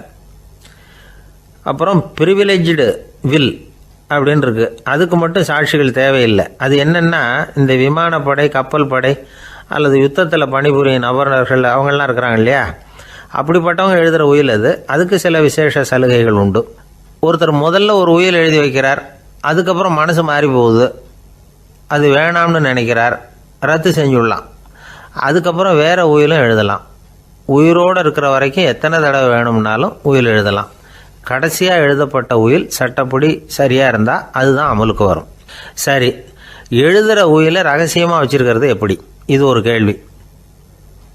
இதுக்கு என்ன செய்யணும்னா, ஒருத்தர் உயிலை எழுதினதுக்கு அப்புறம் அவர் தானாவோ அல்லது அங்கீகரிக்கப்பட்ட முகவர் மூலமாகவோ, அதாவது ஒரு ஏஜெண்ட் மூலமாகவோ, ஒரு கவரில் போட்டு சீல் வச்சு கவர் மேலே தன்னுடைய பெயரை எழுதி அல்லது அந்த ஏஜெண்ட் பெயரை எழுதி கவர் மேலே என்ன அடக்கம் செய்யப்பட்டிருக்கு, உள்ளே என்ன இருக்குது அப்படிங்கிற விவரம்லாம் எழுதி சார் பதிவாளர்கிட்ட ஒப்படைக்கலாம். இதுக்கு கட்டணம் உண்டு. அதுக்கப்புறம் எப்போ தேவைப்படுதோ அப்போ ஒரு மனு கொடுத்து அந்த கவரை திருப்ப வாங்கிக்கலாம். இப்போ எழுதுகிற உயிலை இவ்வளவு நாளுக்குள்ளே பதிவு செய்யணுங்கிற கால வரையறை உண்டா அப்படின்னு ஒரு கேள்வி வரலாம் இல்லையா? எப்போ வேணும்னாலும் பதிவு செய்யலாம். நம்மால் ஒருத்தர் ஒரு நாள் ரொம்ப அவசரமாக வந்தார். இந்த உயில் எழுதுறது சம்பந்தமாக பூரா விவரமாக எனக்கு உடனே தெரியணும்னார். நான் உடனே அவரை வக்கீல் ஒருத்தர்கிட்ட அழைச்சிட்டு போனேன். இவர் அவர்கிட்ட எல்லா விவரமும் கேட்டு தெரிஞ்சுக்கிட்டார். ரொம்ப தேங்க்ஸ்ன்னு சொல்லிவிட்டு 2 பேரும் வெளியில் வந்தோம். அதுக்கப்புறம் இவர்கிட்ட கேட்டேன், ஆமாம் இவ்வளவு விவரமாக கேட்குறீங்களே, உங்களுக்கு எத்தனை பிள்ளைங்க சார் அப்படின்னு கேட்டேன். 6 பேர் சார் அப்படின்னார். சரி, இருக்கிற சொத்து எவ்வளவுன்னு கேட்டேன். அதை இனிமே தான் சம்பாதிக்க போகிறேன் அப்படின்னார்.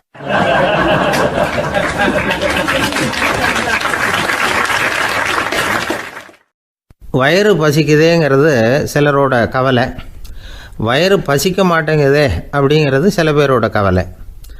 2 விதமான கவலைக்கும் வயிறு தான் காரணமாக இருக்குது.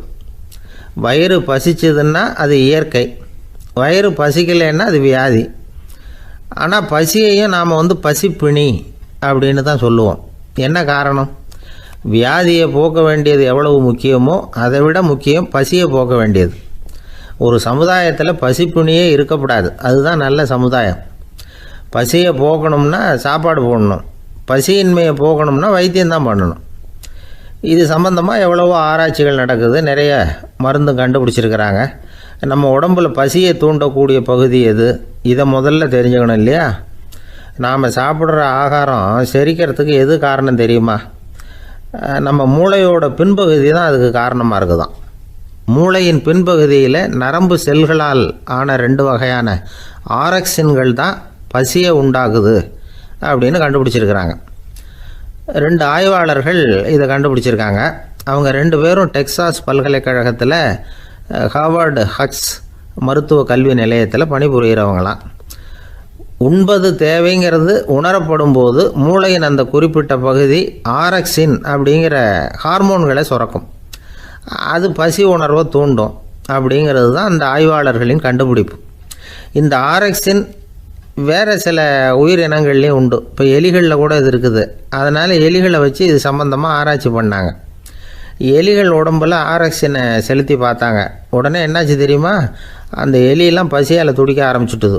எதையாவது தின்னு பசியை தீர்த்தா போதுங்கிற அளவுக்கு அந்த எலிகள்லாம் அல்லாட ஆரம்பிச்சுட்டுது. இயல்பாக சாதாரணமாக அந்த எலிகள் எவ்வளவு சாப்பிடுமோ அது மாதிரி 8 முதல் 10 மடங்கு அதிகமான ஆகாரத்தை 1 மணி நேரத்துக்குள்ளே சாப்பிட்டு தீர்த்துட்டு தான். சில எலிகளின் மூளையில் இந்த ஆரக்சின் அளவை கட்டுப்படுத்தி பார்த்துருக்குறாங்க. உடனே என்னாச்சு தெரியுமா? அதெல்லாம் சாப்பாட்டை கண்டா முகத்தை திருப்பிட்டு போக ஆரம்பிச்சுட்டு தான். அந்த எலிகளுக்கு பசி எடுக்கலையா. இந்த ஆராய்ச்சியின் அடிப்படையில் பசியை எடுக்காமல் இருக்கிற மனிதர்களுக்கும் பசியை தூண்ட முடியும் அப்படின்னு சொல்லி ஆராய்ச்சியாளர்கள் தெரிவிச்சிருக்கிறாங்க. ஆக ஆரக்சின் தான் பசிக்கு காரணம்ங்கிறது தெரிஞ்சு போச்சு. சரி, இந்த ஆரக்சின் அப்படின்னா என்ன? அது ஒரு கிரேக்க சொல். அதுக்கு பசின்னு அர்த்தம். நம்ம ஆளுங்களுக்கெல்லாம் பசியை தூண்டுறதுக்கு மருந்து தேவையில்லை, பசியை குறைக்கிறதுக்கு தான் மருந்து தேவை. ஒரு அம்மா டாக்டரை தேடி வந்தாங்களாம். டாக்டர், எங்கள் வீட்டுக்காரருக்கு திடீர்னு அகோர பசி, நிறைய சமைச்சு போடுறேன், அவ்வளவையும் சாப்பிட்டுட்டு கீழே கிடக்கிற குப்பை கூலங்களையும் எடுத்து சாப்பிட ஆரம்பிச்சுட்றார், என்னன்னு கவனித்து பாருங்கள் அப்படின்னாங்களாம். எவ்வளோ நாளாக அப்படி இருக்குதுன்னு கேட்டிருக்காரு டாக்டர். 1 வாரமாக அப்படி இருக்குதுன்னாங்களாம். இவ்வளவு நாளாக ஏன் சும்மா இருந்தீங்க? ஆரம்பத்திலே இங்கே அழைச்சிட்டு வர வேண்டியது தானே அப்படின்னாரான் டாக்டர். அது ஒன்றும் இல்லை டாக்டர், வீடு பூரா சுத்தமாகட்டுமேன்னு பார்த்துக்கிட்டு இருந்தேன் அப்படின்னாங்களாம் அந்த அம்மா.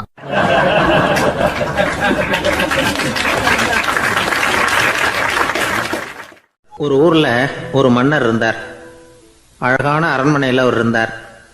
அந்த அரண்மனையை விட அழகாக ஒரு மாளிகையை அந்த ஊர்லேயே வேற ஒருத்தன் கட்டியிருந்தான். அப்படி கட்டி முடித்ததில் அவனுக்கு ரொம்ப பெருமை. எத்தனையோ செல்வந்தர்கள்லாம் வந்து பார்த்துட்டு, இந்த மாளிகையை விலைக்கு கொடுத்துட்றியா, எவ்வளவு விலை சொன்னாலும் சரி நாங்கள் வாங்கிக்கிறதுக்கு தயாராக இருக்கோம் அப்படின்னு சொல்லி கேட்டு பார்த்துட்டாங்க. நான் இதை விற்கிறதுக்கு தயாராக இல்லை அப்படின்னு சொல்லிவிட்டான். அவ்வளவு சிறப்பாக கலை அம்சத்தோடு அதை கட்டி முடிச்சிருக்கிறான். அதுவே ஒரு பெரிய அரண்மனை மாதிரி இருந்ததுன்னா பார்த்துங்களேன். சுற்றிலும் அழகான பூந்தோட்டம். ஒரு நாள் அவன் எங்கேயோ வெளியூர் போயிட்டு திரும்பி வந்துக்கிட்டு இருக்கிறான். அப்போது அந்த மாளிகை தீப்பெட்டி எரிஞ்சிக்கிட்டு இருக்கு. பதறி போட்டான். விலைக்கு கேட்டவங்க யாராவது இதை செஞ்சுருக்கணும், இல்லைன்னா மன்னரே செய்த சதியே என்னவோ, இப்படிலாம் அவனுக்கு சந்தேகம். ஒரு மூலையில் உட்காந்து அழ ஆரம்பிச்சிட்டான். அந்த சமயத்தில் அவனுடைய மகன் அங்கே ஓடி வந்தான். அப்பா அழாதீங்க, இதை நான் நேற்று ராத்திரியே நம்ம ஊர் மன்னருக்கு விற்றுட்டேன். இதை கட்டி முடிக்க நமக்கு எவ்வளவு செலவாச்சோ அதை போல் 3 மடங்கு விலைக்கு விற்றுட்டேன், கவலைப்படாதீங்க. இதை விட அழகான மாளிகையை நாம் புதுசாக கட்டிக்கலாம்னா. இதை கேட்டதும் அழுதுகிட்டு இருந்தவன் அழுகையை நிறுத்தினான், சிரிக்க ஆரம்பிச்சிட்டான். இதே இடத்த நான் மன்னர்கிட்ட இருந்து விலைக்கு வாங்குவேன், இதை விட அழகான மாளிகையை கட்டுவேன் அப்படின்னு சுற்றி நின்று எல்லார்கிட்டையும் சொல்லிக்கிட்டு இருந்தான். இந்த சமயத்தில் அவனோட இளைய மகன் ஓடி வந்தான். அப்பா, அண்ணன் சொன்னதெல்லாம் சரிதான், மன்னர்கிட்ட விலை பேசினதெல்லாம் உண்மைதான், ஆனால் விற்றது பேச்சு அளவில் தான். இனிமே தான் பத்திரம் வாங்கணும், எழுதணும், நீங்கள் கையெழுத்து போடணும், பதிவு பண்ணணும், மன்னர்கிட்ட பணம் வாங்கணும், அதுக்காகத்தான் உங்களை எதிர்பார்த்துக்கிட்டு இருந்தோம், அதுக்குள்ளே இப்படி ஆயிட்டுதுன்னா. இப்போ சிரிச்சுக்கிட்டு இருந்தவன் சிரிப்பை நிறுத்தினான். மறுபடியும் குழந்தை மாதிரி அழ ஆரம்பிச்சிட்டான். இது ஒரு சம்பவம். இதிலிருந்து என்ன தெரியுது?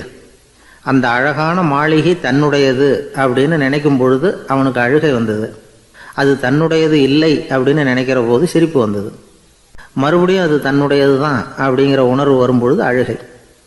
எது எதிலிருந்து நீ நீங்கி இருக்கிறாயோ அது அதிலிருந்து உனக்கு துன்பம் இல்லை அப்படிங்கிறார் திருவள்ளுவர். இந்த உடம்பு என்னுடையதில்லை அப்படிங்கிற உணர்வு வந்துட்டா அது ஒரு பெரிய நிலை. அந்த நிலை வரணும். எல்லாத்தையும் பயன்படுத்திக்கலாம், ஆனால் பற்றில் விழுந்துடக்கூடாது. உலகத்தில் இருங்கள், ஆனால் உலகத்தவராக இருக்காதீர்கள். உலகிற்குள் இருங்கள், உலகம் உங்களுக்குள் வந்துவிட அனுமதிக்காதீர்கள். விலகி இருங்கள், விழித்திருங்கள், மௌனமாய் பார்த்திருங்கள் அப்படிங்கிறது சான்றோர் கருத்து. செய்ய வேண்டிய கடமையிலிருந்து விலகி இருக்கிறவர்கள் நம்மக்கிட்ட நிறைய பேர் உண்டு. அப்படிப்பட்ட ஒருத்தர் டாக்டர்கிட்ட போனார். டாக்டர், நான் ஒரு கவர்மெண்ட் ஆஃபீஸில் வேலை பார்க்குறேன், எனக்கு ஒரே அசதியாக இருக்குது, என்னை சோதிச்சு பாருங்கள், ஆலோசனை சொல்லுங்கள் ஏதாவதுன்னார். டாக்டர் அவரை பரிசோதனை பண்ணி பார்த்துட்டு சொன்னார், இதோ பாரு, உனக்கு இப்போ தேவைப்படுறது முழு ஓய்வு. நீ எவ்வளவு சீக்கிரமாக ஆஃபீஸுக்கு போறியோ அவ்வளவுக்கு உனக்கு நல்லது அப்படின்னாராம்.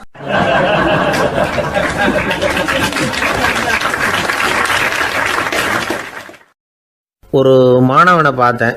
என்ன தம்பி படிப்புலாம் எப்படி இருக்குது அப்படின்னு விசாரித்தேன். அவன் ரொம்ப அழுத்துக்கிட்டான். நான் நல்லா தான் சார் படிக்கிறேன், இருந்தாலும் புத்தியில் சரியாக ஏற மாட்டேங்குது சார் அப்படின்னா. சரி, இவனும் நம்ம ரகம்தான் அப்படின்னு சொல்லி முடிவு பண்ணிக்கிட்டோம். கல்வி கற்கக்கூடிய ஒரு மாணவன் சம்பந்தப்படுற புத்திகள் பல வகை. அதை பற்றி ஒரு பெரியவர் விளக்கி இருக்கிறார். மிருத்து புத்தின்னு ஒன்று இருக்குதான். மிருத்துன்னா மண்ணால் செவுறு கட்டுறோம்ல, மண் சுவரில் ஆணி அடிக்கிறதும் சுலபம், அதை பிடுங்கி எடுக்கிறதும் சுலபம். அது மாதிரி சில பேர் குரு சொல்லி கொடுக்குறத சுலபமாக கேட்டு தெரிஞ்சு வச்சுக்குவாங்க, கொஞ்ச நேரத்தில் சுலபமாக மறந்தும் போயிடுவாங்க. இது மிருத்து புத்தின்னு பேர், மண் புத்தி. தாரு புத்தின்னு ஒன்று உண்டான். தாருன்னா மரம். அதில் பச்சை மரத்தில் ஆணி அடிக்கிறது சுலபம், ஆனால் அதை எடுக்கிறது கஷ்டம். அது மாதிரி ஆசிரியர்கிட்டேருந்து கேட்டதை கவனமாக மனசில் பதிய வச்சுக்கிட்டு அதை மறக்காமல் இருக்கிறது தாரு புத்தி. பட்டை மரமாக இருந்தால் அதில் ஆணி அடிக்கிறதும் கஷ்டம், அடிக்கிற ஆணியும் சீக்கிரம் நழுவிடும். அது மாதிரி கேட்குற விஷயம் மனசில் பதியறதும் கஷ்டம். அப்படியே பதிஞ்சாலும் அது நீடிச்சு இருக்கிறதும் கஷ்டம், கொஞ்ச காலத்தில் மறந்துடும். இன்னொரு வகை புத்தி ஒன்று உண்டு, அதுக்கு பேர் சிலா புத்தின்னு பேர். சிலான்னா கல். ஒரு கருங்கல்லில் 4 துளையை போட்டு ஒரு துளையில் உளியை வச்சு அடித்தா மற்ற துளை வழியாகவும் பிளந்து கல் 2 ஆகிடும். அது மாதிரி சந்தியான இடங்களில் குறிப்பாக ஒரு பொருளை சொன்னால் அதை வச்சுக்கிட்டு மற்றதையும் தெரிஞ்சுக்கிறது, அது சிலா புத்தின்னு பேர். வேணு புத்தின்னா என்ன தெரியுமா? வேணுன்னா மூங்கில் கணுவில் ஒரு பக்கம் உளியை வச்சு அடித்தா 2 பக்கமும் பிளந்துடும். அது மாதிரி ஒரு செய்தியை கேட்டுக்கிட்டு இருக்கிறப்பவே அதோட முன்பின் தொடர்களையும் தெரிஞ்சுக்கணும், அது வேணு புத்தி. தைல புத்தின்னு ஒன்று உண்டு. தைலம்ங்கிறது எண்ணெய். தண்ணியில் ஒரு துளி எண்ணெயை விட்டால் அது தண்ணி பூரா பரவி போடுதில்ல, அது இப்படி பரவுறது மாதிரி ஆசிரியர் சுருக்கமாக ஒரு கருத்தை சொன்னால் அதை வச்சுக்கிட்டு பூரா விஷயங்களையும் தெரிஞ்சுக்கணும், அது தைல புத்தி. கற்பூர புத்தின்னு ஒன்று கேள்விப்பட்டிருக்கோம். அது எப்படின்னா, கற்பூரம் தீ பட்ட உடனே பிடிச்சிக்கும். ஆசிரியர் சொன்ன உடனே நுண்ணறிவோட பாடங்களை புரிஞ்சுக்கிறது இந்த வகை புத்தி. கரி புத்தின்னு ஒன்று.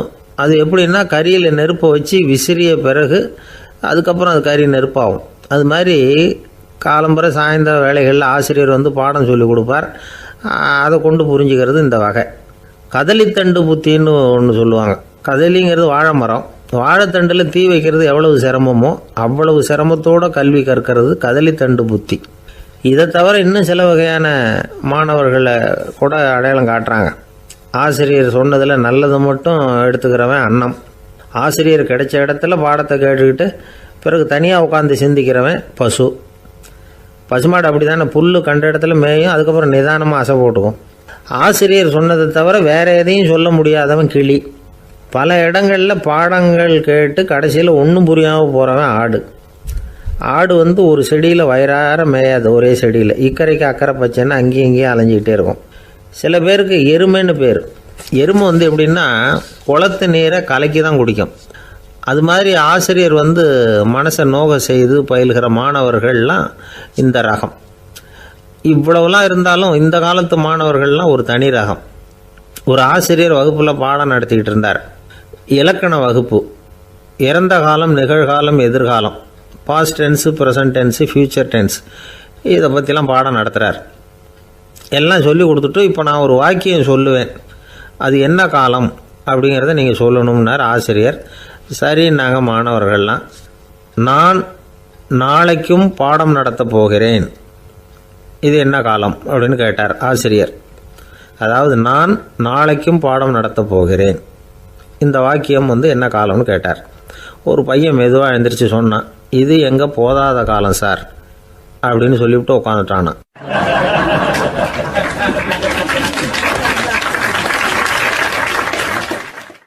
ஒரு ஊரில் ஒரு ஆள் இருந்தான். கற்பனையிலேயே காலத்தை கடத்திக்கிட்டு இருந்தான். ஒரு நாள் ஒரு மரத்தடியில் உட்காந்துருந்தான். அவனுக்கு பசிக்கிற மாதிரி தெரிஞ்சுது. உடனே கற்பனையிலேயே சாப்பிட ஆரம்பிச்சிட்டான். அதாவது எதிரில் இலை போட்டு சாப்பாடு போடப்பட்டிருக்கிறதாகவும் அதை இவன் சாப்பிட்றதாகவும் நினச்சிக்கிட்டு கையை மட்டும் வாய்க்கும் தரைக்குமா அப்படியும் இப்படியும் கொண்டுகிட்டு போய் பாவனை பண்ணிகிட்டே இருக்கிறான். தூரத்தில் இருந்து பார்க்குறவங்களுக்கு இவன் ஏதோ பலமான விருந்து சாப்பிட்டுக்கிட்டு இருக்கிறான் அப்படின்னு தான் தோணும். அது மாதிரியே பண்ணிக்கிட்டு இருந்தான். அந்த வழியாக ஒரு சன்னியாசி வந்துக்கிட்டு இருந்தார். இவனை பார்த்தார். என்ன இவன் இப்படி பண்ணிகிட்டு இருக்கிறானே அப்படின்னு நினச்சாரு. கொஞ்ச நேரம் அவனையே உத்து பார்த்துக்கிட்டு இருந்தார். இவரை பார்த்ததும் அவன் இன்னமும் சுவாரஸ்யமாக சாப்பிட ஆரம்பிச்சிட்டான். அப்பப்பா என்ன இது, இந்த குழம்பு இவ்வளவு காரமாக இருக்குது, என்னுடைய நாக்கே எரிஞ்சு போடும் போல இருக்கே அப்படின்னு சொல்லிக்கிட்டு பக்கத்தில் ஒரு குவளையை எடுத்து தண்ணி குடிக்கிறது மாதிரி பாவனை பண்ணுறான். அப்பாடா இப்போ கொஞ்சம் பரவாயில்ல அப்படின்னு சொல்லிக்கிட்டு குவளையை கீழே வைக்கிறது மாதிரி ஒரு பாவனை பண்ணுறான். சன்னியாசி பார்த்தார். என்னப்பா சாப்பாட்டில் காரம் அதிகமோ அப்படின்னார். ஆமாம் சுவாமி, ஞாபகம் மறதியில் கொஞ்சம் மிளகாய் அதிகமாக சேர்த்துக்கிட்டேன் அப்படின்னா. சரி சாப்பிடு அப்படின்னு சொல்லிட்டார். அவன் சாப்பிட்டு முடிக்கிற வரைக்கும் பொறுமையாக உட்காந்துருந்தார். அவன் அப்பாடா அப்படின்னு சொல்லிட்டு மறுபடியும் தண்ணியை எடுத்து குடித்தான். எல்லாம் கற்பனையிலேயே. அதுக்கப்புறம் சன்னியாசி பேச ஆரம்பித்தார். இதை பாருப்பா, உன்னுடைய கற்பனையை நான் மெச்சுறேன். இருந்தாலும் உன் சாப்பாட்டில் ஒரு இனிப்பையும் வச்சுருக்கலாமே, ஏன் மிளகாயை அளவுக்கு அதிகமாக போட்டுவிட்டு அவஸ்தைப்படுறேன் அப்படின்னார். அவன் யோசிக்க ஆரம்பித்தான். அதுக்கப்புறம் இவர் சொன்னார், இதை பாருப்பா, இனிமேல் உன்னுடைய கற்பனையும் உயர்ந்ததாக இருக்கட்டும் அப்படின்னு உபதேசம் பண்ணிவிட்டு போனார். எப்பவும் உயர்வை பற்றியே சிந்திக்கணும். உயர்வு கிடைக்கலன்னா கூட அப்படி சிந்திக்கிறத நிறுத்தப்படாது அப்படிங்கிறார் திருவள்ளுவர். உள்ளுவது எல்லாம் உயர் உள்ளல், மற்ற அது தள்ளினும் தள்ளாமை நேர்த்து. ஊக்கம் இல்லாமல் உலகத்தில் வாழ்ந்து பிரயோஜனம் இல்லை. அதனால் உயர்வாகவே சிந்திக்கணும். அது நம்மளை ஊக்கப்படுத்தும். இது பெரியோர் வாக்கு. இந்த உலகத்தில் கற்பனையிலேயே வாழ்கிற சில கஞ்சர்களும் உண்டு. அதாவது 2 கஞ்சர்கள், 2 பேரும் பக்கத்து ஊரில் இருந்தாங்க. பொங்கல் சமயம் ஒரு கஞ்சன் தன்னுடைய மகனை கூப்பிட்டான். இதை பாருப்பா, பக்கத்து ஊரில் என்னுடைய நண்பன் ஒருத்தன் இருக்கிறான், அவனுக்கு பொங்கல் பரிசு ஏதாவது கொடுக்கணும். நான் ஒரு 4 ஆட்டுக்குட்டியை தரேன், நீ கொண்டுகிட்டு போய் கொடுத்துட்டு வந்துவிடுறியா அப்படின்னு கேட்டான். சரி நான் புள்ள, ஒரு பைய கையில் எடுத்துக்கோன்னா. அவன் எடுத்துக்கிட்டான்.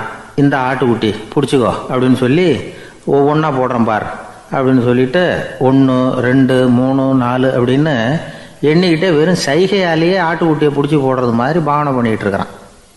அவன் பிள்ளையும் அதை ரொம்ப அக்கறையாக வாங்கிக்கிறது மாதிரி வாங்கிக்கிட்டு அந்த பையை தூக்கிக்கிட்டு அடுத்த ஊருக்கு போகிறான். இவன் அங்கே போய் சேர்ந்த நேரத்தில் அந்த கஞ்சன் ஊரில் இல்லை, எங்கேயோ வெளியில் போயிருக்கிறான். அவனோட புள்ள மட்டும்தான் வீட்டில் இருந்தான். இவன் அவங்கிட்ட, இதை பாரு, எங்கள் அப்பா உங்கள் அப்பாவுக்கு ஆட்டுக்குட்டி கொடுத்து அனுப்பியிருக்கிறாரு, பிடிச்சிக்கோ அப்படின்னு சொல்லி பாவனையிலேயே ஒவ்வொன்றா எடுத்து அவங்ககிட்ட கொடுத்துட்டான். அவனும் வாங்கிட்டான் வாங்கிறது மாதிரி. அப்புறம் சொன்னான், சரிப்பா நானும் பதிலுக்கு ஏதாவது ஒன்றுகிட்ட கொடுக்கணும் இல்லையா, அதனால் அந்த பையை பிடி, ஒரு 10 எலுமிச்சம்பழம் தரேன், பதிலுக்கு அதை நீ எடுத்துகிட்டு போ அப்படின்னு சொல்லி கையாலேயே ஒவ்வொன்றா எடுத்து போடுறது மாதிரி பாவனை பண்ணிவிட்டான். அவனும் ரொம்ப நன்றி அப்படின்னு சொல்லிவிட்டு அதை வாங்கிட்டு போயிட்டான். கொஞ்ச நேரம் கழித்து வெளியில் போயிருந்த அப்பங்காரன் திரும்பி வந்தான். உள்ள சொன்னான், அப்பா உன்னோட நண்பர் அவருடைய மகன் மூலமாக உனக்கு 6 ஆட்டுக்குட்டி கொடுத்து அனுப்பியிருந்தார், நானும் பதிலுக்கு ஒரு 10 எலுமிச்சம்பழம் கொடுத்து அனுப்பியிருக்கிறேன் அப்படின்னா. எப்படிடா கொடுத்தேன்னு கேட்டார் அப்பா. இப்படி தான் கொடுத்தேன்னு சொல்லி சைகையிலேயே காட்டினான். இதை பார்த்ததும் அப்பங்காரனுக்கு பயங்கரமாக கோபம் வந்துட்டுது. பலார்னு அரைஞ்சுட்டான் பையனை. ஏன்ப்பா அரைஞ்ச, 10 எலுமிச்சம்பழம் கொடுத்துட்டேனே அப்படிங்கிறதுக்காகவா அப்படின்னு கேட்டான். அது கூட பரவாயில்ல, நீ காட்டுற சைகையை பார்த்தா ஆரஞ்சு பழம் சைஸுக்கு இருக்குதே, அவ்வளவு பெருசாக ஏன் கொடுத்த, அதுதான் எனக்கு கோபம் அப்படி.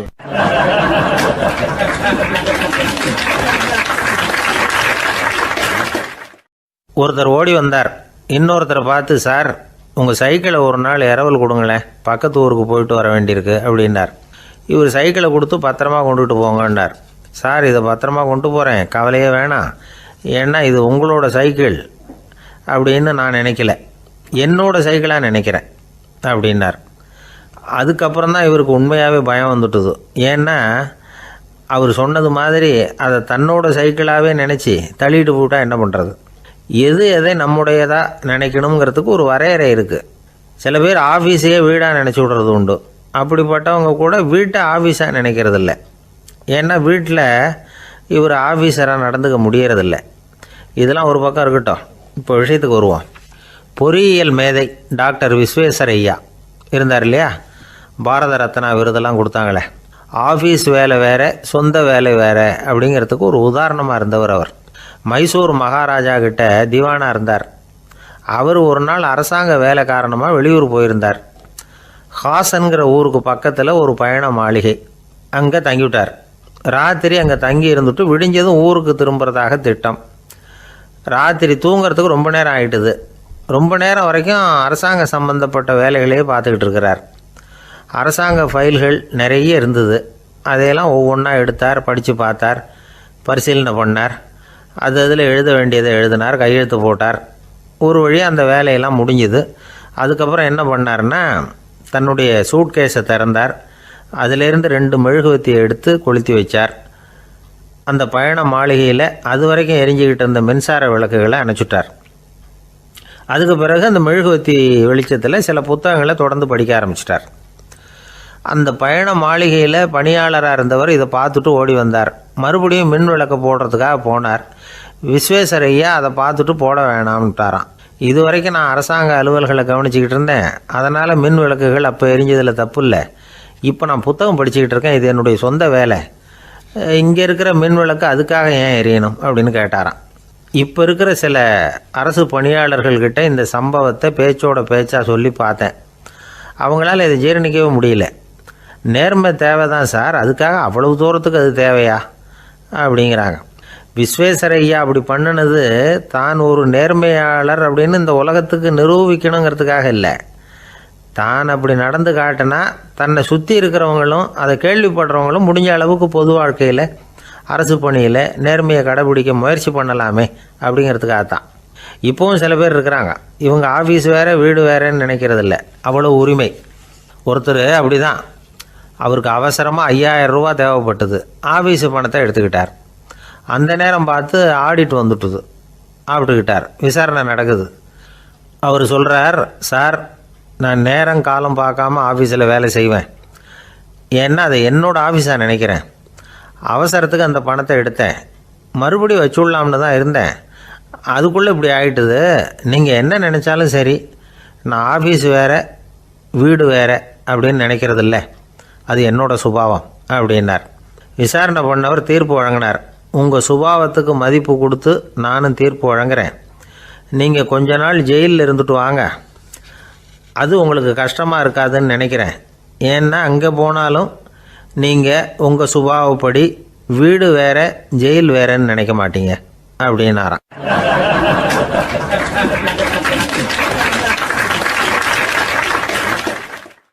ஒரு நண்பர் யாருக்கோ ஃபோன் பண்ணிகிட்டு இருந்தார்.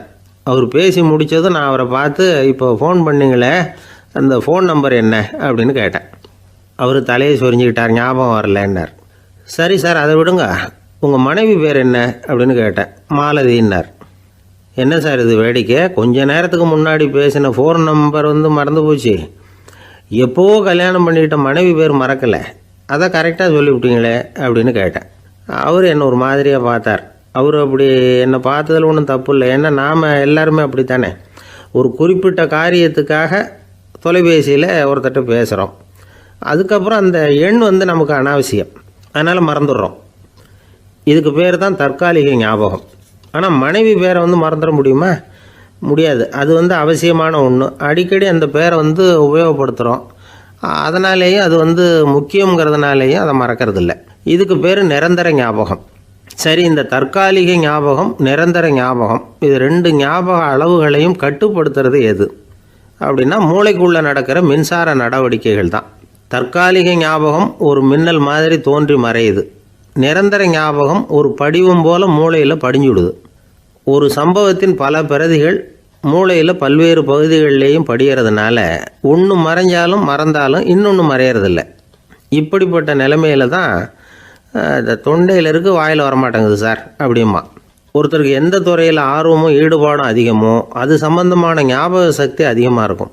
தொழிலை விரும்புகிற ஒரு டெலிஃபோன் ஆப்ரேட்டருக்கு எண்கள்லாம் நல்ல ஞாபகம் இருக்கும். அது மாதிரி கவிஞர்களுக்கு வார்த்தைகள் நல்ல ஞாபகத்தில் இருக்கும். இது ஒரு பக்கம் இருந்தாலும் ஒரு மூளை எண்களை விட எழுத்துக்களை விட படங்களை ரொம்ப சுலபமாக ஞாபகத்தில் வச்சுக்குது.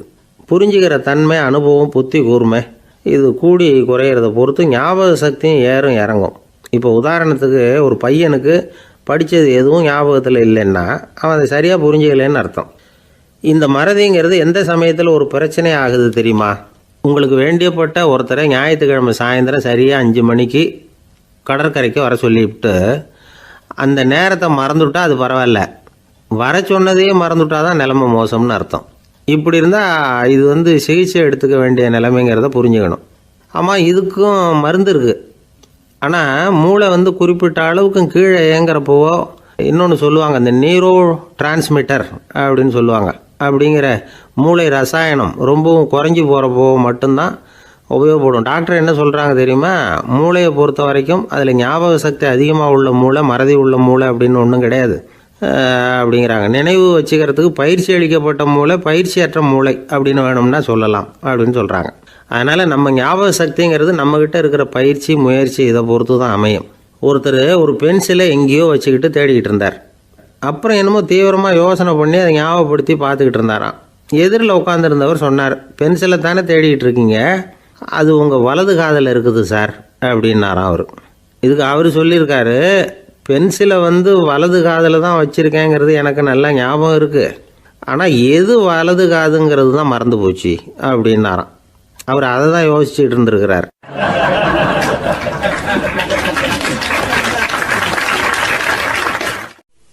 ஒரு நாள் ஒரு நண்பரை சந்தித்தேன். உங்கள் வீடு எதுன்னு உங்களுக்கு தெரியுமா சார்ன்னு. அவர் என்னை ஒரு மாதிரியாக பார்த்தார். அப்புறம் சொன்னார், தெரியும் அப்படின்னாரு. சரி, உங்கள் தொலைபேசி எண் உங்களுக்கு தெரியுமான்னு. அதுவும் தெரியும்னார். உங்கள் மனைவி மக்கள் யார் யாருன்னு உங்களுக்கு தெரியுமான்னு கேட்டேன். என்ன ஒரு மாதிரியாக பார்த்தார். அப்புறம் சொன்னார், அதுவும் தெரியும் சார் அப்படின்னார். சரி, நீங்கள் யாருன்னு உங்களுக்கு தெரியுமான்னு கேட்டேன்.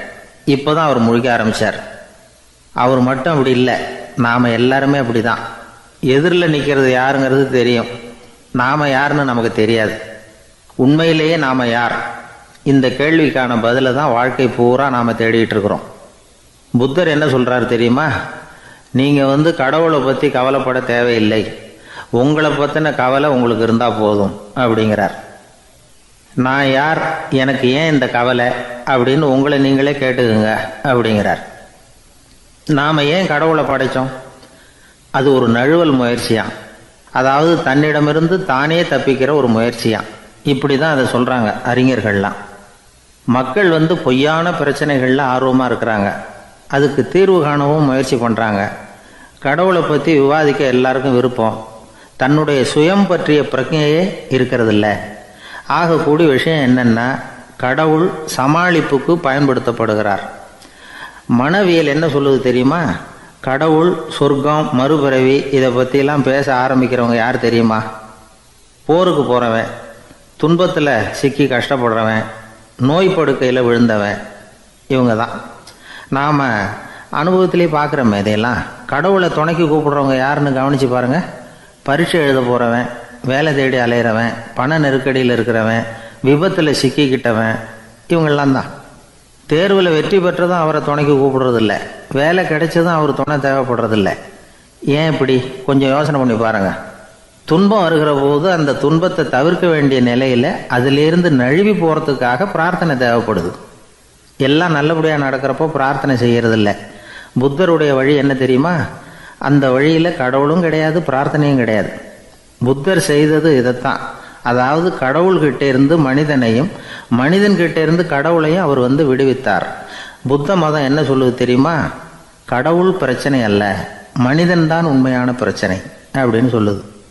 உங்களை நீங்கள் நல்லா தெரிஞ்சுக்கிட்டா போதும், நீங்களே கடவுள் ஆகிடுவீங்க அப்படிங்கிறது தான் புத்த மதம். அதனால் நமக்கு தேவை உள்முக பயணம். நான் யார் அப்படிங்கிற கேள்வியோடு உள்ளே போகணும். அங்கே போனால் தான் தெரியும் நான் அப்படின்னு அங்கே யாருமே இல்லைங்கிறது. இதெல்லாம் புத்தர் சொல்லுகிற ஒரு தத்துவம். தத்துவம்னு சொன்னாவே நமக்கெல்லாம் அதை புரிஞ்சுக்கிறது கஷ்டம்தான். நம்ம பொறுத்த வரைக்கும் தத்துவங்கிறதுல 2 வகை உண்டு. ஒன்று தத்துவம், இன்னொன்று மகா தத்துவம். தத்துவம்னா என்ன தெரியுமா? கேட்குறவங்களுக்கு புரியப்படாது, அதுதான் தத்துவம். மகா தத்துவம் என்னன்னா சொல்கிறவங்களுக்கும் புரியப்படாது. அந்த வகையில் பார்த்தா இன்று ஒரு தகவலும் ஒரு மகா தத்துவம் தான்.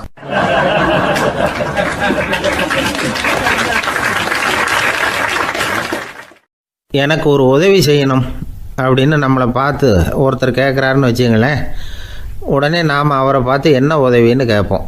இதுதான் சராசரி மனிதர்களின் இயல்பு. ஆனால் ஒருத்தர் எனக்கு ஒரு உதவி செய்யணும் அப்படின்னு கேட்ட உடனே என்ன உதவின்னு கூட கேட்காம சரி செய்கிறேன் அப்படின்னு ஒத்துக்கிறது இருக்கு பாருங்கள், அது கொஞ்சம் அபூர்வம். அந்த காலத்தில் ஒருத்தர் இருந்தார். அவர் எப்படி தெரியுமா? உதவி கேட்குறவங்க நல்லவங்களா கெட்டவங்களா அப்படின்னு கூட பார்க்கல, தனக்கு நன்மையா தீமையா அப்படின்னு கூட பார்க்கல, உதவி செய்கிறேன்னு புறப்பட்டு விட்டார். அவர் யார் தெரியுமா? அவர் தான் நல சக்கரவர்த்தி. அவர் மாதிரி நாமும் உதவி கேட்குறவங்களுக்கு உடனே உதவி செய்கிறதுக்கு தயாராக இருக்கணும் அப்படின்னு சொன்னார் ஒரு ஆன்மீக பேச்சாளர். நல சரித்திரத்தை அவர் சொல்லிக்கிட்டு இருந்தார். இந்திரன், அக்னி, வருணன், யமன் இவங்க 4 பேரும் நலனை பார்த்து எங்களுக்கு நீ உதவி செய்யணும், எங்களுக்காக நீ தூது போகணும் அப்படின்னு கேட்குறாங்க. யாருக்கிட்ட தூது போகணும், என்ன காரியத்துக்காக போகணும் அப்படின்னு கேட்கணும்ல. நலன் அப்படி கேட்கவே இல்லை, உடனே சரின்னு ஒத்துக்கிறான். அதுக்கப்புறம் அவங்க விவரம் சொல்கிறாங்க, என்ன உதவி, யாருக்கிட்ட தூது போகணும் அப்படிங்கிற விவரத்தை சொல்கிறாங்க. நலனுக்கும் அப்புறம்தான் புரியுது, எந்த தமயந்தியை இவன் காதலிச்சானோ, எந்த தமயந்தின் சுயம்பரத்துக்காக இவன் போய்கிட்டு இருக்கிறானோ அந்த தமயந்தியை பார்த்து தங்களுக்காக அவகிட்ட வாதாடணும், பேசணும், தங்களில் ஒருத்தரை கல்யாணம் பண்ணிக்கும்படியாக கேட்கணும் அப்படின்னு அவங்க 4 பேரும் நலன்கிட்ட கேட்குறாங்க. இதை கேட்டதும் நலன் கொஞ்சம் கூட முகம் சுளிக்கலை, பதட்டப்படலை. நேராக தமயந்தி கிட்ட போகிறான். இந்திரன், அக்னி, வருணன், யமன் இவங்களோட சிறப்புகளை எடுத்து சொல்கிறான். இவங்களில் ஒருத்தரை கல்யாணம் பண்ணிக்கலாம் அப்படின்னு சொல்லி கேட்டுக்கிறான். ஆனால் இதுக்கு தமயந்தி சம்மதிக்கலை. சுயம்பரம் நடக்குது, அவள் நலனை தேர்ந்தெடுக்கிறாள். அந்த 4 பேரும் நலனுக்கு நிறைய வரங்கள்லாம் கொடுக்குறாங்க. அதுக்கப்புறம் இப்படி போகுது கதை. இதில் நாம் கவனிக்க வேண்டியது என்னென்னா, உதவின்னு கேட்ட உடனே என்ன உதவின்னு கேட்காம சரி செய்கிறேன்னு சொன்னான் பாருங்கள், அதை கொஞ்சம் சிந்திக்கணும். செய்கிறேன்னு ஒத்துக்கிட்டதுக்கு அப்புறம் அது என்ன உதவின்னு தெரிஞ்சும் முகம் சுளிக்காமல் அதை செஞ்சான் பாருங்கள், அதையும் கொஞ்சம் சிந்திக்கணும். நம்மளால் ஒருத்தர் ஒரு நண்பனை தேடி போனால் எனக்கு ஒரு உதவின்னா சரி சொல்லுன்னா, இப்போ உங்ககிட்ட 2 கார் இருந்தால் என்ன பண்ணுவேன்னா உடனே அதில் ஒன்று உங்ககிட்ட கொடுத்துருவேன்னா, அவன் உங்ககிட்ட 2 பங்களா இருந்தால் என்ன பண்ணுவேன்?